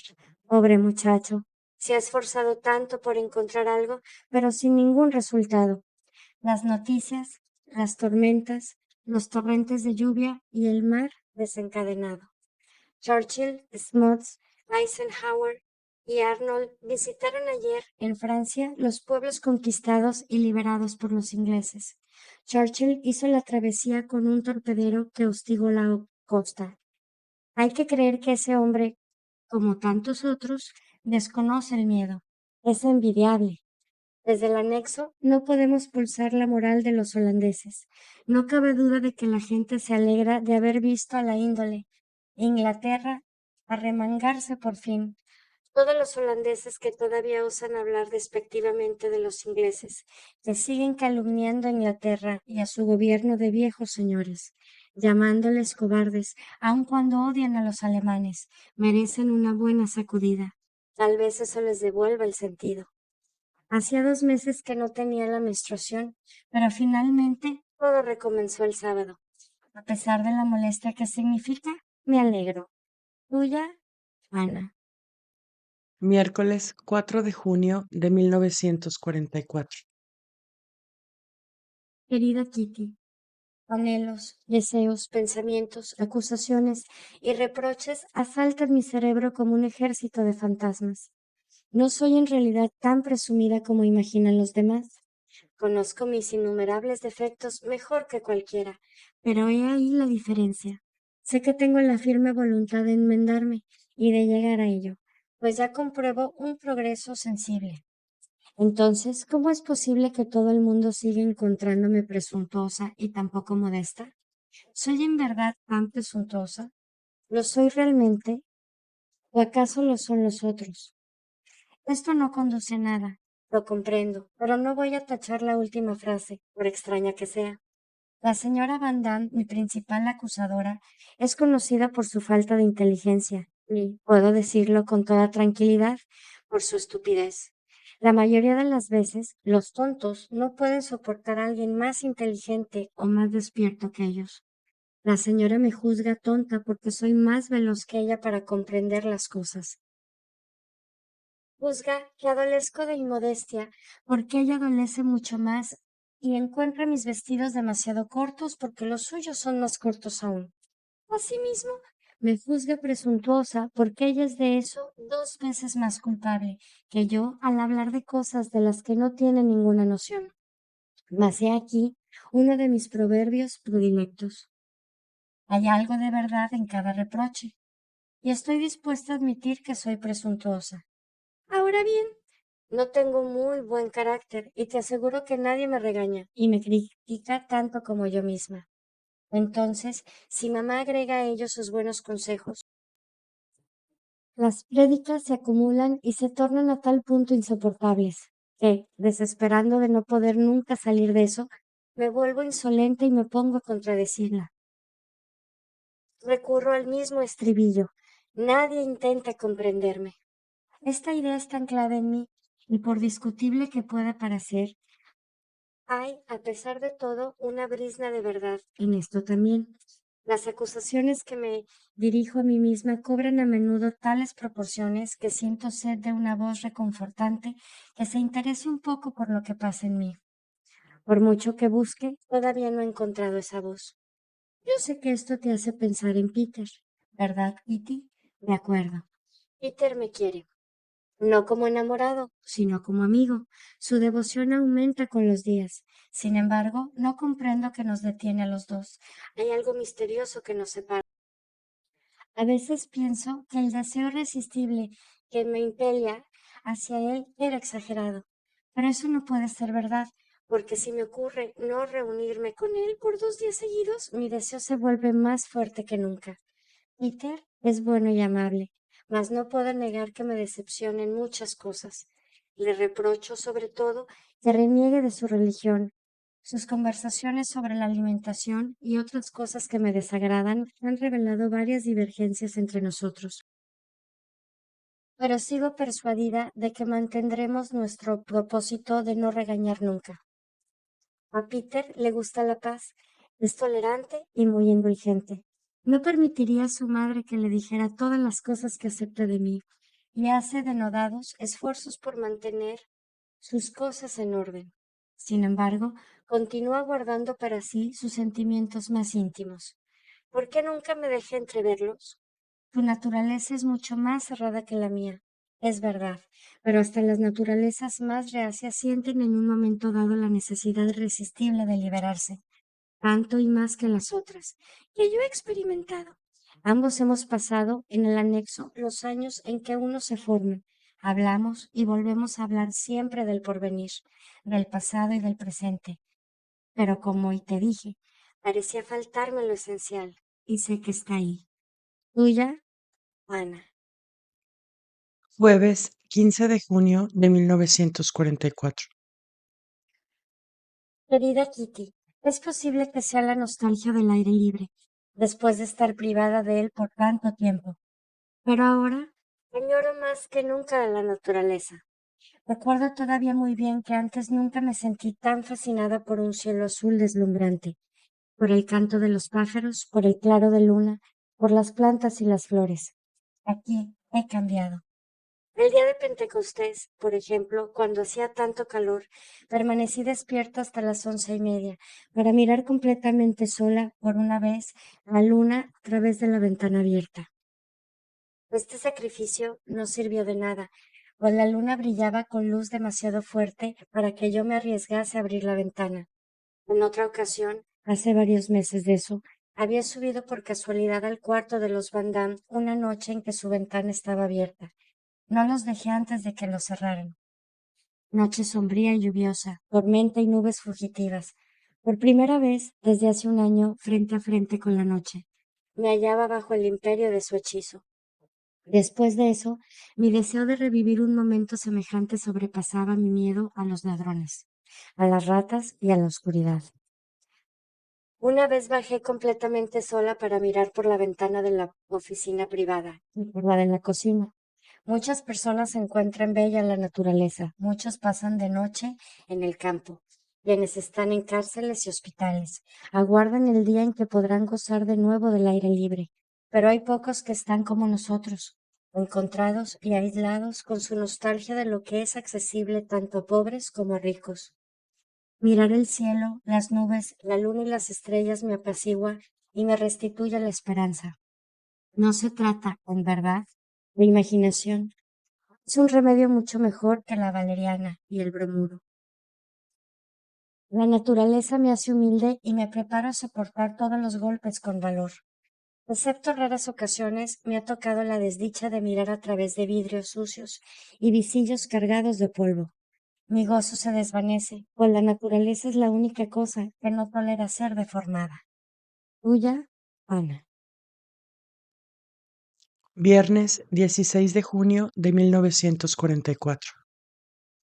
Querida Kitty, la señora Van Damme está desesperada y habla de cárcel, de ahorcarse, de suicidio y de meterse una bala en el cráneo. Está celosa porque Peter se confía en mí y no a ella. Se siente humillada porque Dussel no responde suficientemente a sus insinuaciones. Teme que su marido se fume todo el dinero de su abrigo de pieles. Se pasa el tiempo en querellas, insultos, lloriqueos, quejas y risas para volver a las querellas. ¿Qué hacer de una chiflada que gimotea sin cesar? Nadie la toma en serio. No tiene ningún carácter. Se queja de todo el mundo. Provoca la insolencia de Peter, la irritación del señor Van Damme fastidiado y el cinismo de mamá. Es una situación lamentable. Solo resta una cosa por hacer. Considerarse a sí mismo con sentido del humor y no reparar en los demás. Parece egoísmo, pero es en realidad el único medio de defensa cuando uno no puede confiar sino en sí mismo. Daller ha sido convocado nuevamente para trabajar la tierra duramente 4 semanas. Va a tratar de librarse mediante un certificado médico y una carta del negocio. Opus está decidido a hacerse operar su úlcera. Ayer, a las 11, fueron cortadas las líneas telefónicas particulares. Tuya, Ana. Viernes 23 de junio de 1944.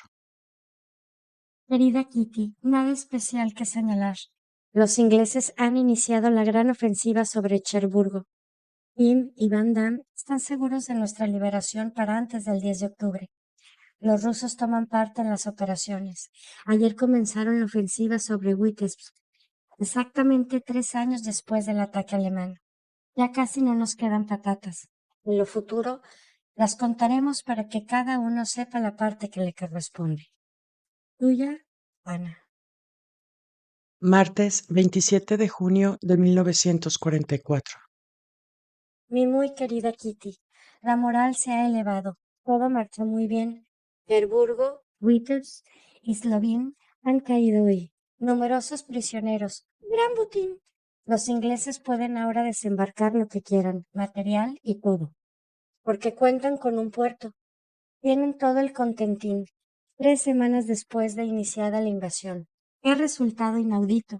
Durante las 3 semanas que transcurrieron desde el día D, no ha habido un solo día sin lluvia o tormenta, tanto aquí como en Francia. Sin embargo, esta mala suerte no ha impedido a los ingleses y norteamericanos demostrar su fuerza. ¿Y cómo? Aunque la B-2, la famosa arma secreta, haya entrado en acción, ello no significa más que algunos destrozos en Inglaterra y material de propaganda para la prensa nazi. Por lo demás, los nazis temblarán aún más al reparar en que el peligro bolchevique no está lejos. Todas las mujeres alemanas de la región costera que no trabajen para la Wehrmacht son evacuadas a Groninga, Friesland y la Goldre. Musser ha declarado que, en caso de desembarco en nuestra tierra, se pondrá el uniforme de soldado. ¿Va a pelear ese gordinflón? Hubiera podido empezar un poco antes, en Rusia, Finlandia, que había rechazado los ofrecimientos de paz.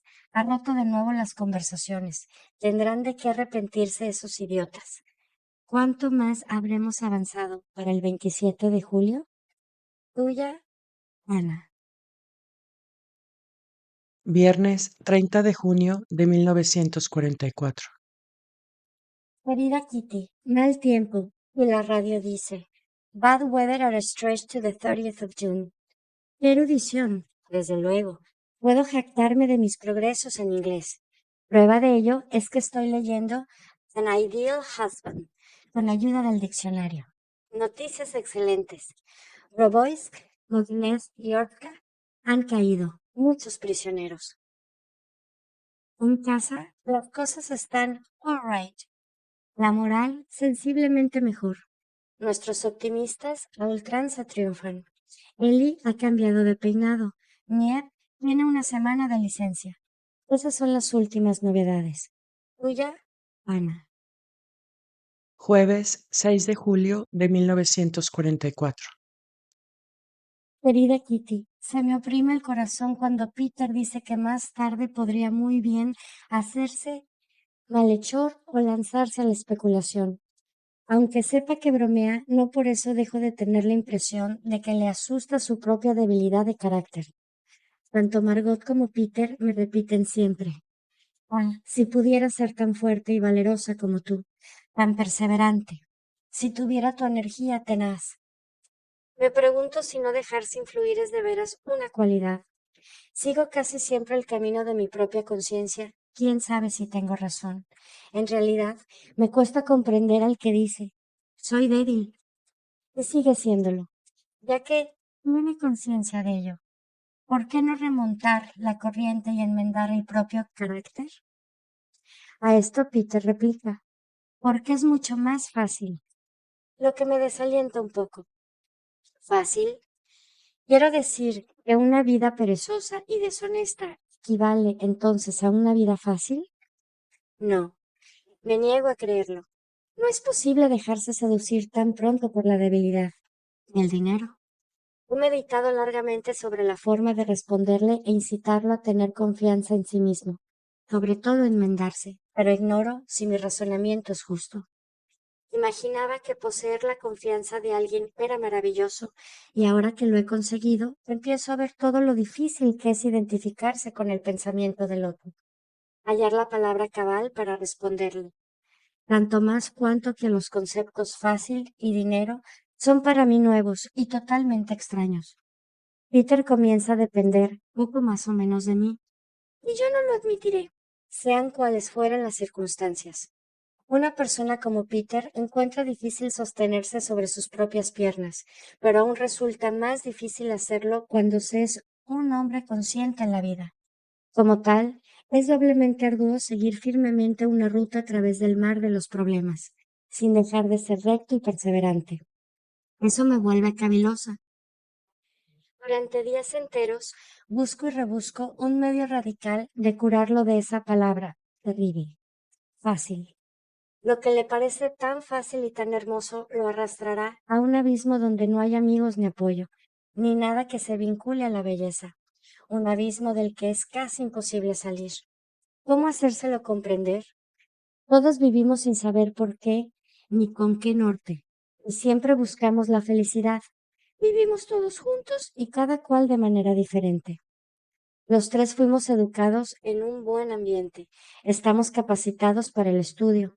Tenemos la posibilidad de realizar algo y muchas razones para esperar la felicidad. Pero debemos hacer algo para alcanzarla. Realizar una cosa fácil no demanda ningún esfuerzo.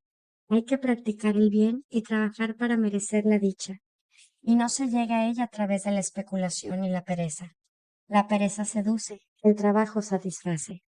No comprendo a las personas que desdeñan el trabajo, aunque no es el caso de Peter. Lo que le falta es un objetivo determinado. Se considera poco listo y demasiado mediocre para llegar a un resultado. Pobre muchacho, nunca ha sabido lo que es hacer a los demás felices, y eso yo no puedo enseñárselo. No tiene religión, se burla de Jesucristo y blasfema usando el nombre de Dios. Tampoco yo soy ortodoxa, pero me entristece su desdén, su soledad y su pobreza de alma. Pueden regocijarse quienes tienen una religión, pues no les ha dado a todo el mundo creer en lo celestial. Ni siquiera es necesario temer el castigo después de la muerte. No todos creen en el purgatorio, el infierno y el cielo. Pero una religión, sea cual fuere, mantiene a los hombres en el camino recto. El temor a Dios otorga la estimación del propio honor, de la propia conciencia. Qué hermosa sería toda la humanidad. Y qué buena, sí, por la noche. Antes de dormirse, cada cual evocarse cuánto le ocurrió durante el día y todo lo que hizo, llevando cuenta del bien y del mal en su línea de conducta, inconscientemente y sin titubeos. Las personas se esforzarían para enmendarse y es probable que después de algún tiempo se hallaran frente a un buen resultado. Todo el mundo puede probar este simple recurso, que no cuesta nada, que indudablemente sirve para algo. Con una conciencia tranquila es donde radica nuestra fuerza. El que lo ignore puede aprenderlo y hacer la prueba. Tuya, Ana. Sábado 8 de julio de 1944.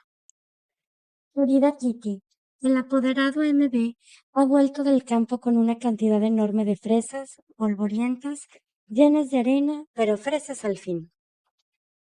No menos de 24 cajitas para la oficina y para nosotros. Inmediatamente nos pusimos a la tarea y la misma noche tuvimos la satisfacción de contar con 6 vasijas de conservas y 8 tarros de confitura. En la mañana siguiente, Miep propuso que preparásemos la confitura para los de la oficina. A las 12:30, como el campo estaba libre en toda la casa y la puerta de entrada cerrada, subimos al resto de las cajitas. En las escaleras, desfile de papá, Peter y Van Damme. A la pequeña Ana le tocó ocuparse del calentador del baño y del agua caliente. A Margot buscar las vasijas, toda la tripulación actuando. Yo me sentía desplazada en esa cocina de la oficina, llena hasta reventar, y ello en pleno día, con Miep, Eli, Copus, Hank y papá. Hubiérase dicho la quinta columna del reaprovisionamiento. Evidentemente, los visillos de las ventanas nos aíslan, pero nuestras voces y las puertas que golpean me ponen la carne de gallina. Se me ocurrió pensar que ya no estábamos escondidos. Es extraña la sensación de que tengo derecho a salir, llenar la cacerola, a subirla enseguida. En nuestra cocina, el resto de la familia se halla alrededor de la mesa limpiando fresas, llevándose más a la boca que a las vasijas. No se tardó en reclamar otra vasija, y Peter fue a buscar una a la cocina de abajo, desde donde oyó llamar 2 veces. Dejando el recipiente, se precipitó detrás de la puerta. Armario, cerrándolo con sumo cuidado. Todos estábamos impacientes ante los grifos cerrados y las fresas por lavar, pero había que respetar la consigna. En caso de que hubiera alguien en la casa, cerrar todos los grifos para evitar el ruido del paso del agua por las cañerías. Hank llegó a la 1 y nos dijo que era el cartero. Peter volvió a bajar para oír el timbre una vez más y para girar de nuevo sobre sus talones.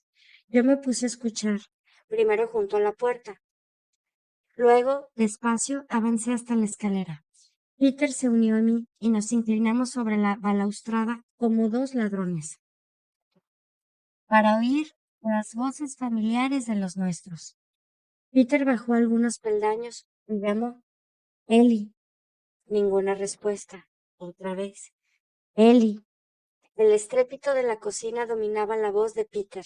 De un salto, echó a correr hacia abajo, con los nervios en tensión. Me quedo en el lugar y oigo.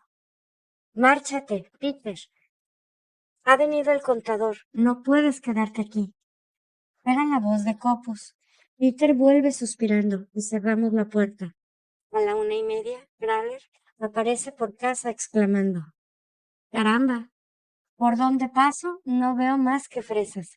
Fresas para el desayuno. Hank come fresas. Huelo fresas en cualquier sitio. Vengo aquí para librarme de esos granos rojos y ustedes los están lavando.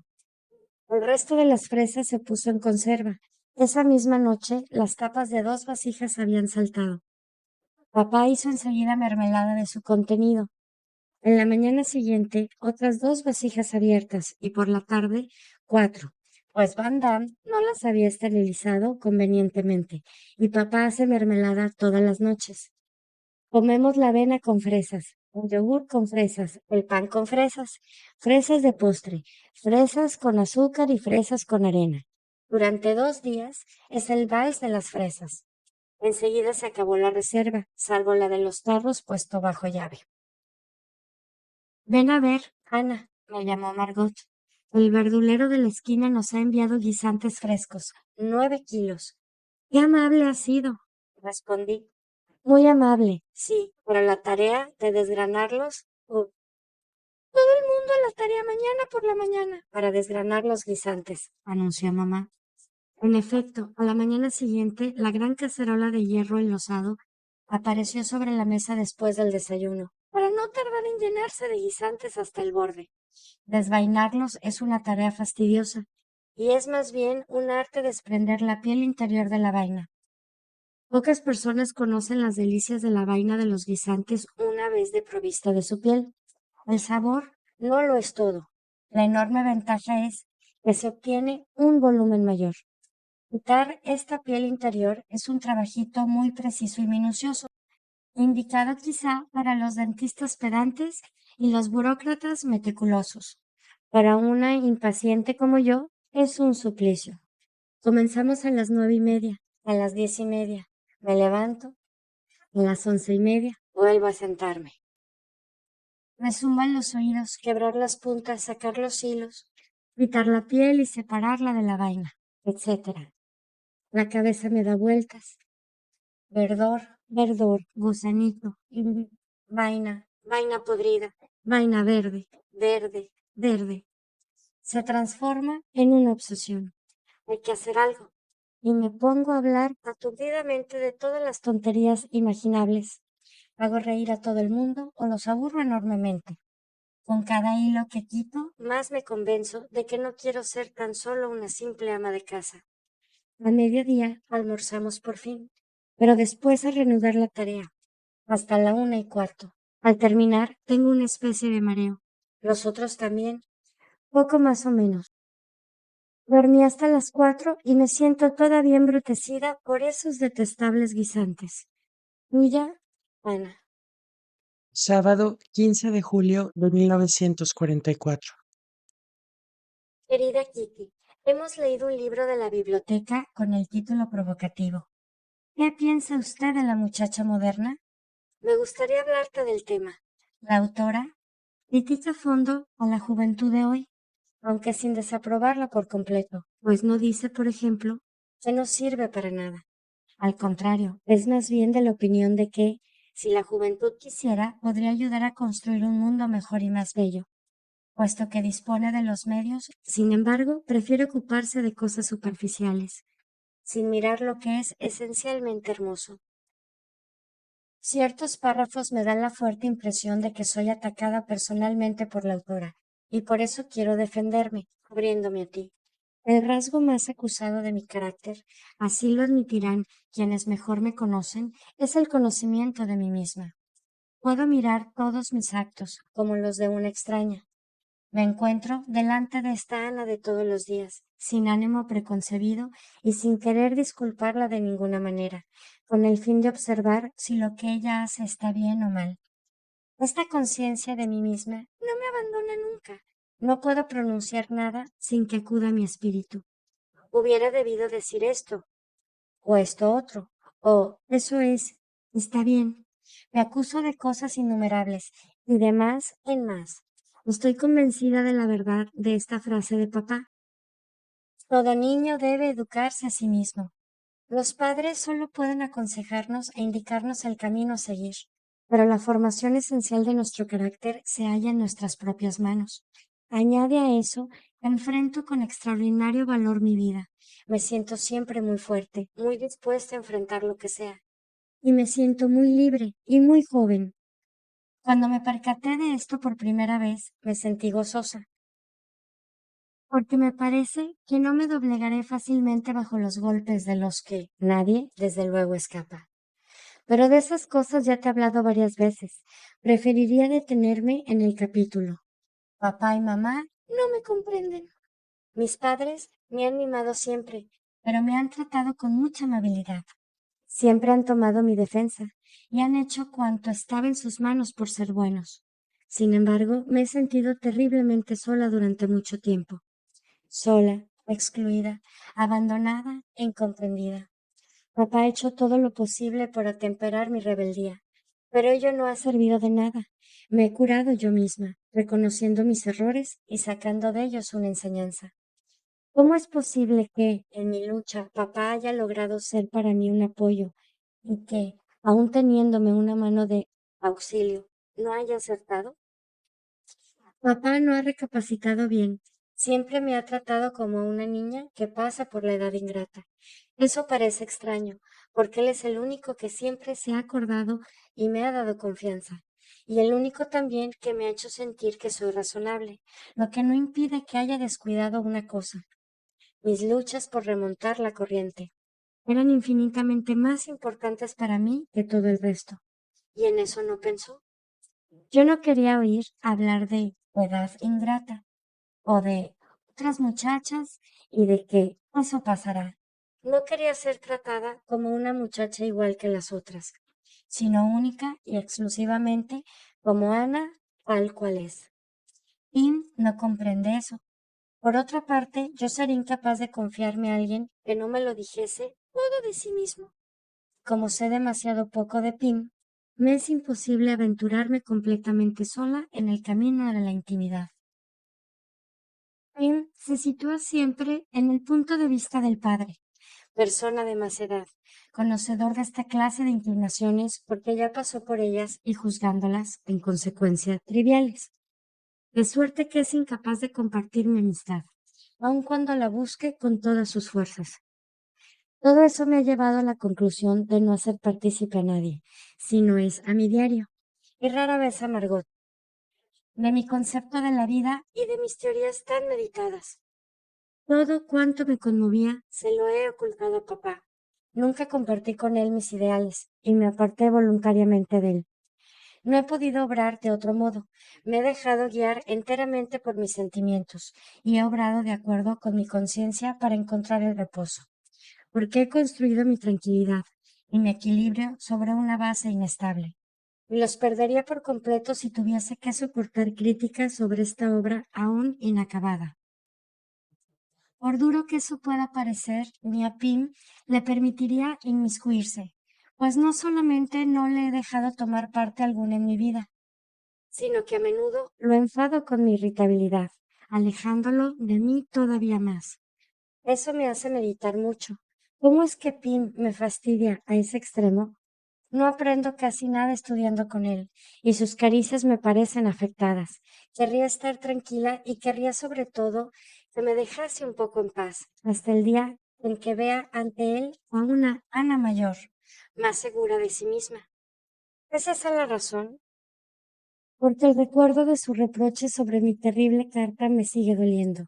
Es que resulta muy difícil ser verdaderamente fuerte y valeroso desde todos los puntos de vista. Sin embargo, no es esa mi mayor decepción. No. Peter me preocupa mucho más que papá.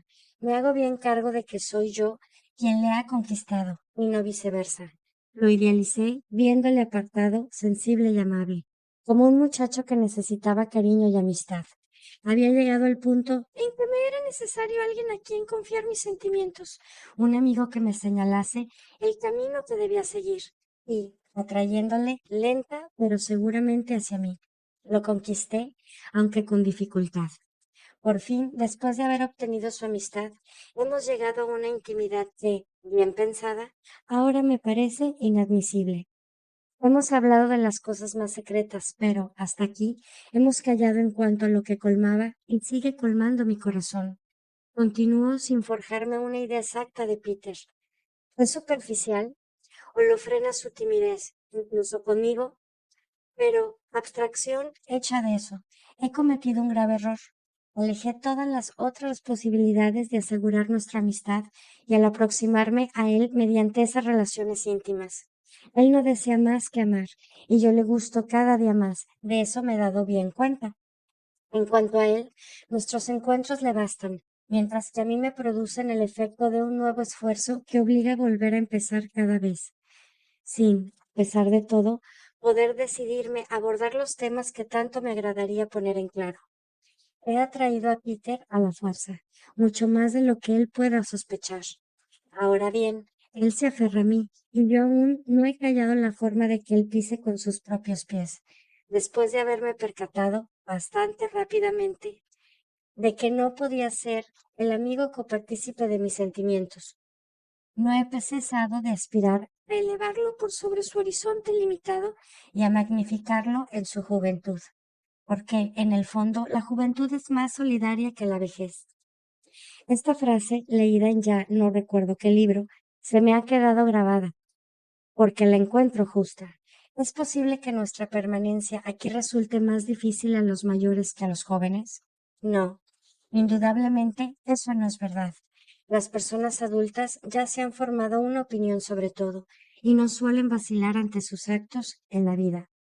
Nosotros los jóvenes tenemos que hacer doble esfuerzo para mantener nuestras opiniones, en esta época en que todo idealismo ha sido aplastado y destruido, en que los hombres revelan su lado peor, en que la verdad, el derecho y Dios son puestos en duda. ¿Quién pretende que los mayores del anexo afrontan una vida mucho más difícil?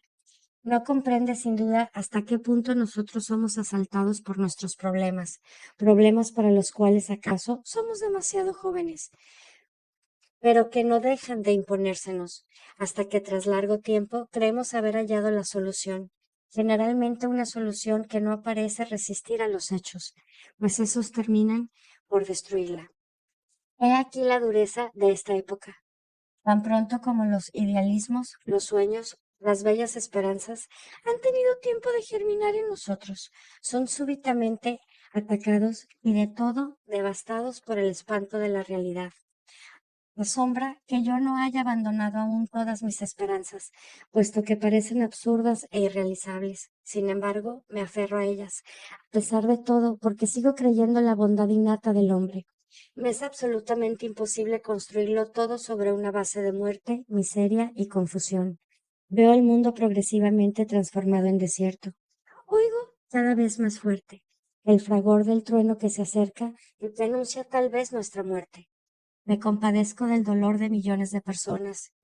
Sin embargo, cuando miro al cielo, pienso que todo eso cambiará y que todo volverá a ser bueno, que hasta estos días despiadados tendrán fin y que el mundo conocerá de nuevo el orden, el reposo y la paz.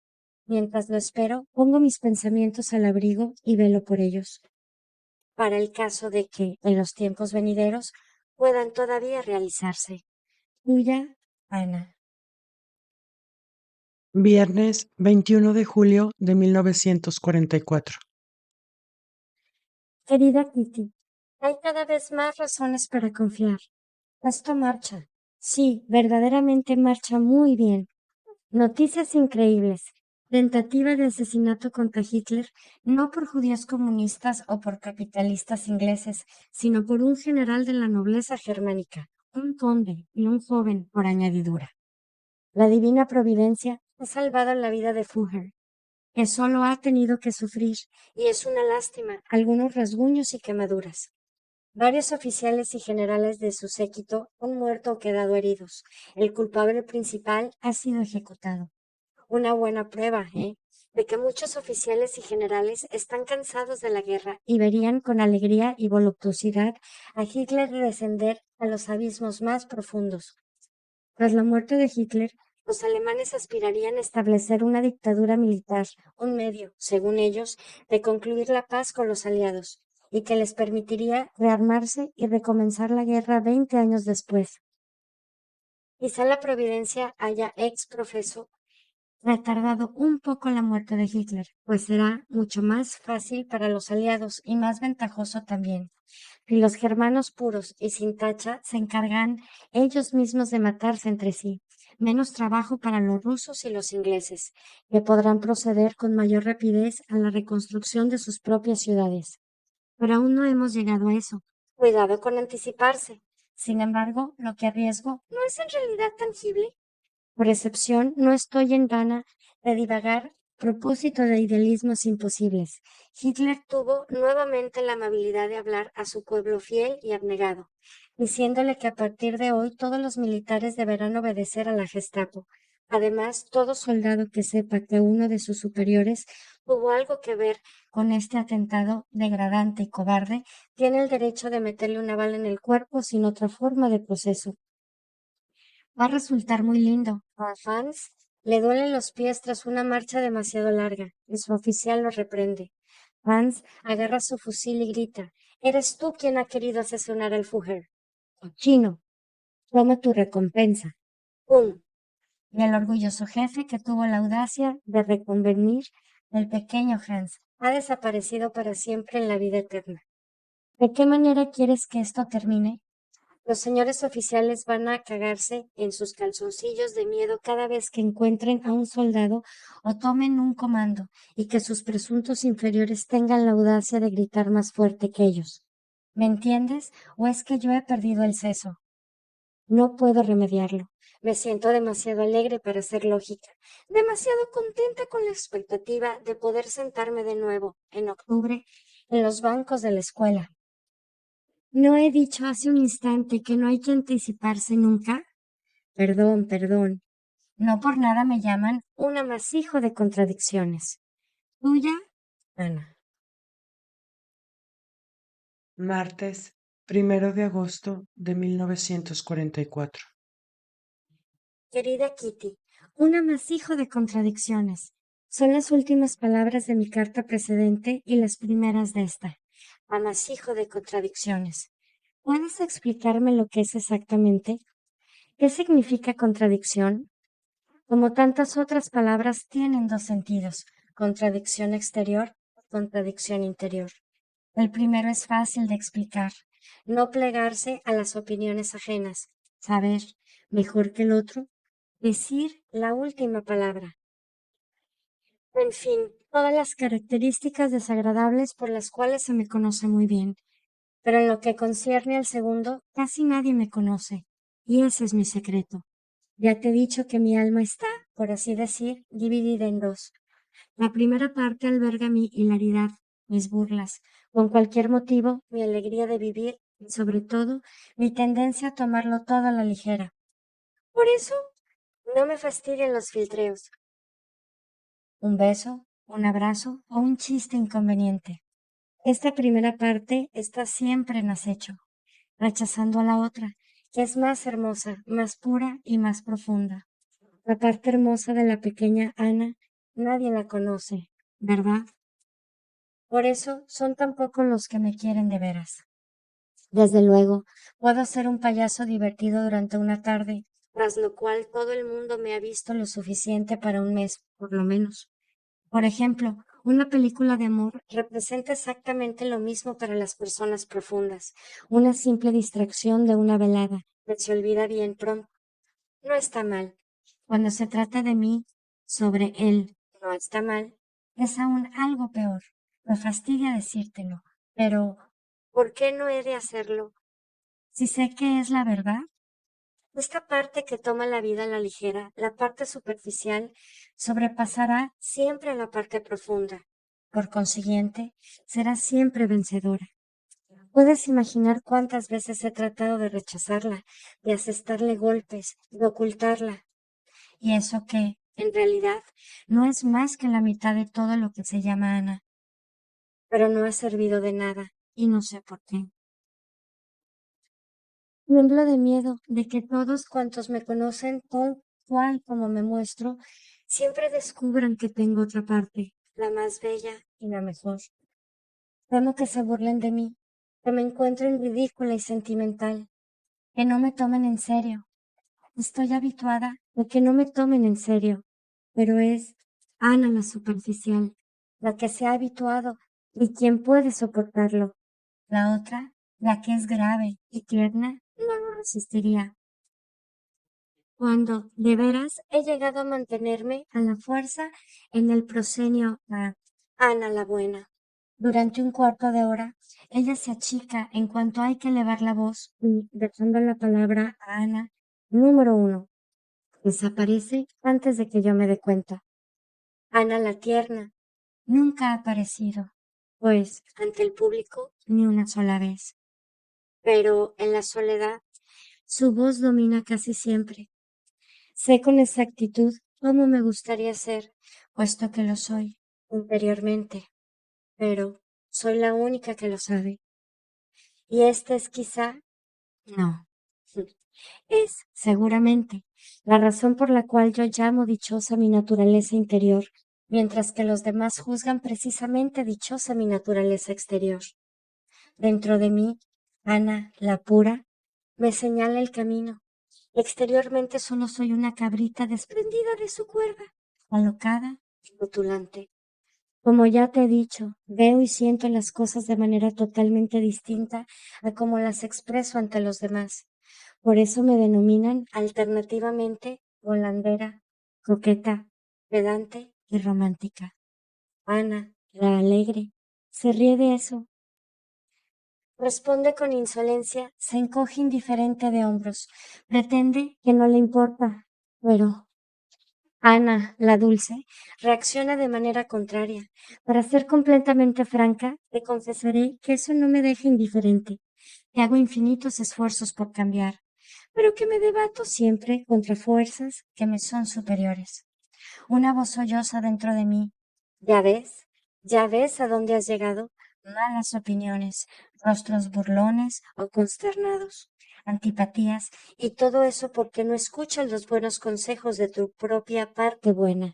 Ah, cuánto me gustaría escucharla, pero eso no sirve de nada. Cuando me muestro grave y tranquila, da la impresión a todo el mundo de que interpreto una comedia, y enseguida recurro a una pequeña broma con el fin de zafarme, para no hablar de mi propia familia, que, persuadida de que estoy enferma, me hace engullir tabletas contra las jaquecas y los nervios. Me mira la garganta, me tantea la cabeza para ver si tengo fiebre, me pregunta si estoy constipada y termina por criticar mi mal humor. Ya no puedo soportarlo. Cuando se ocupan demasiado de mí, primero me vuelvo áspera, luego triste, revirtiendo mi corazón una vez más con el fin de mostrar la parte mala y ocultar la parte buena. Y sigo buscando la manera de llegar a ser la que tanto querría ser, lo que yo sería capaz de ser, si no hubiera otras personas en el mundo. Tuya, Ana.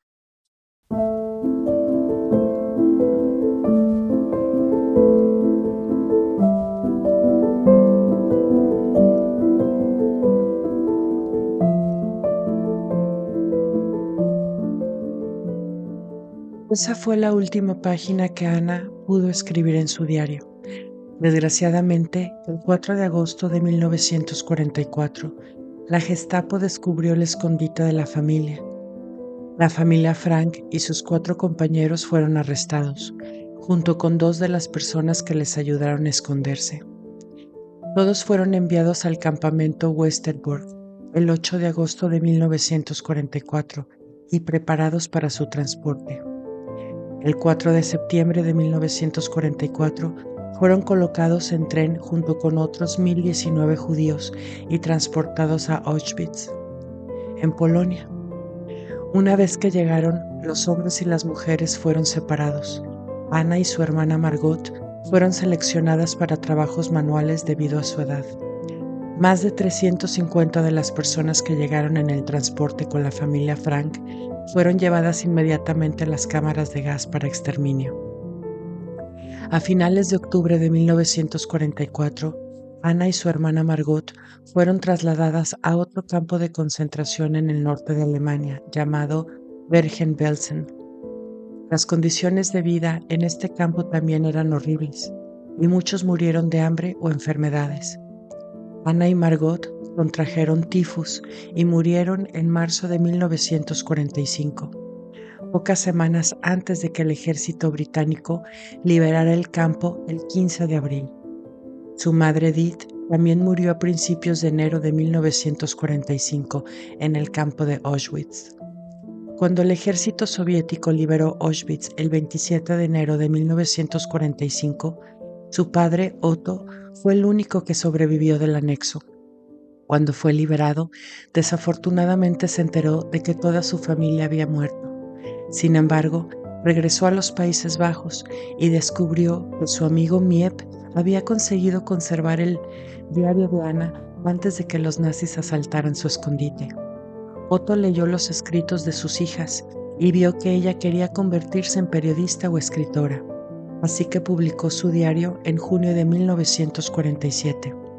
El libro ganó popularidad y posteriormente fue traducido a más de 70 idiomas. En 1960, el anexo secreto donde se escondía la familia se convirtió en un museo llamado la Casa de Ana Frank. La Alemania nazi estableció más de 15,000 campos de concentración en Europa entre 1933 y 1945, incluyendo más de 1,000 campos principales y subcampos.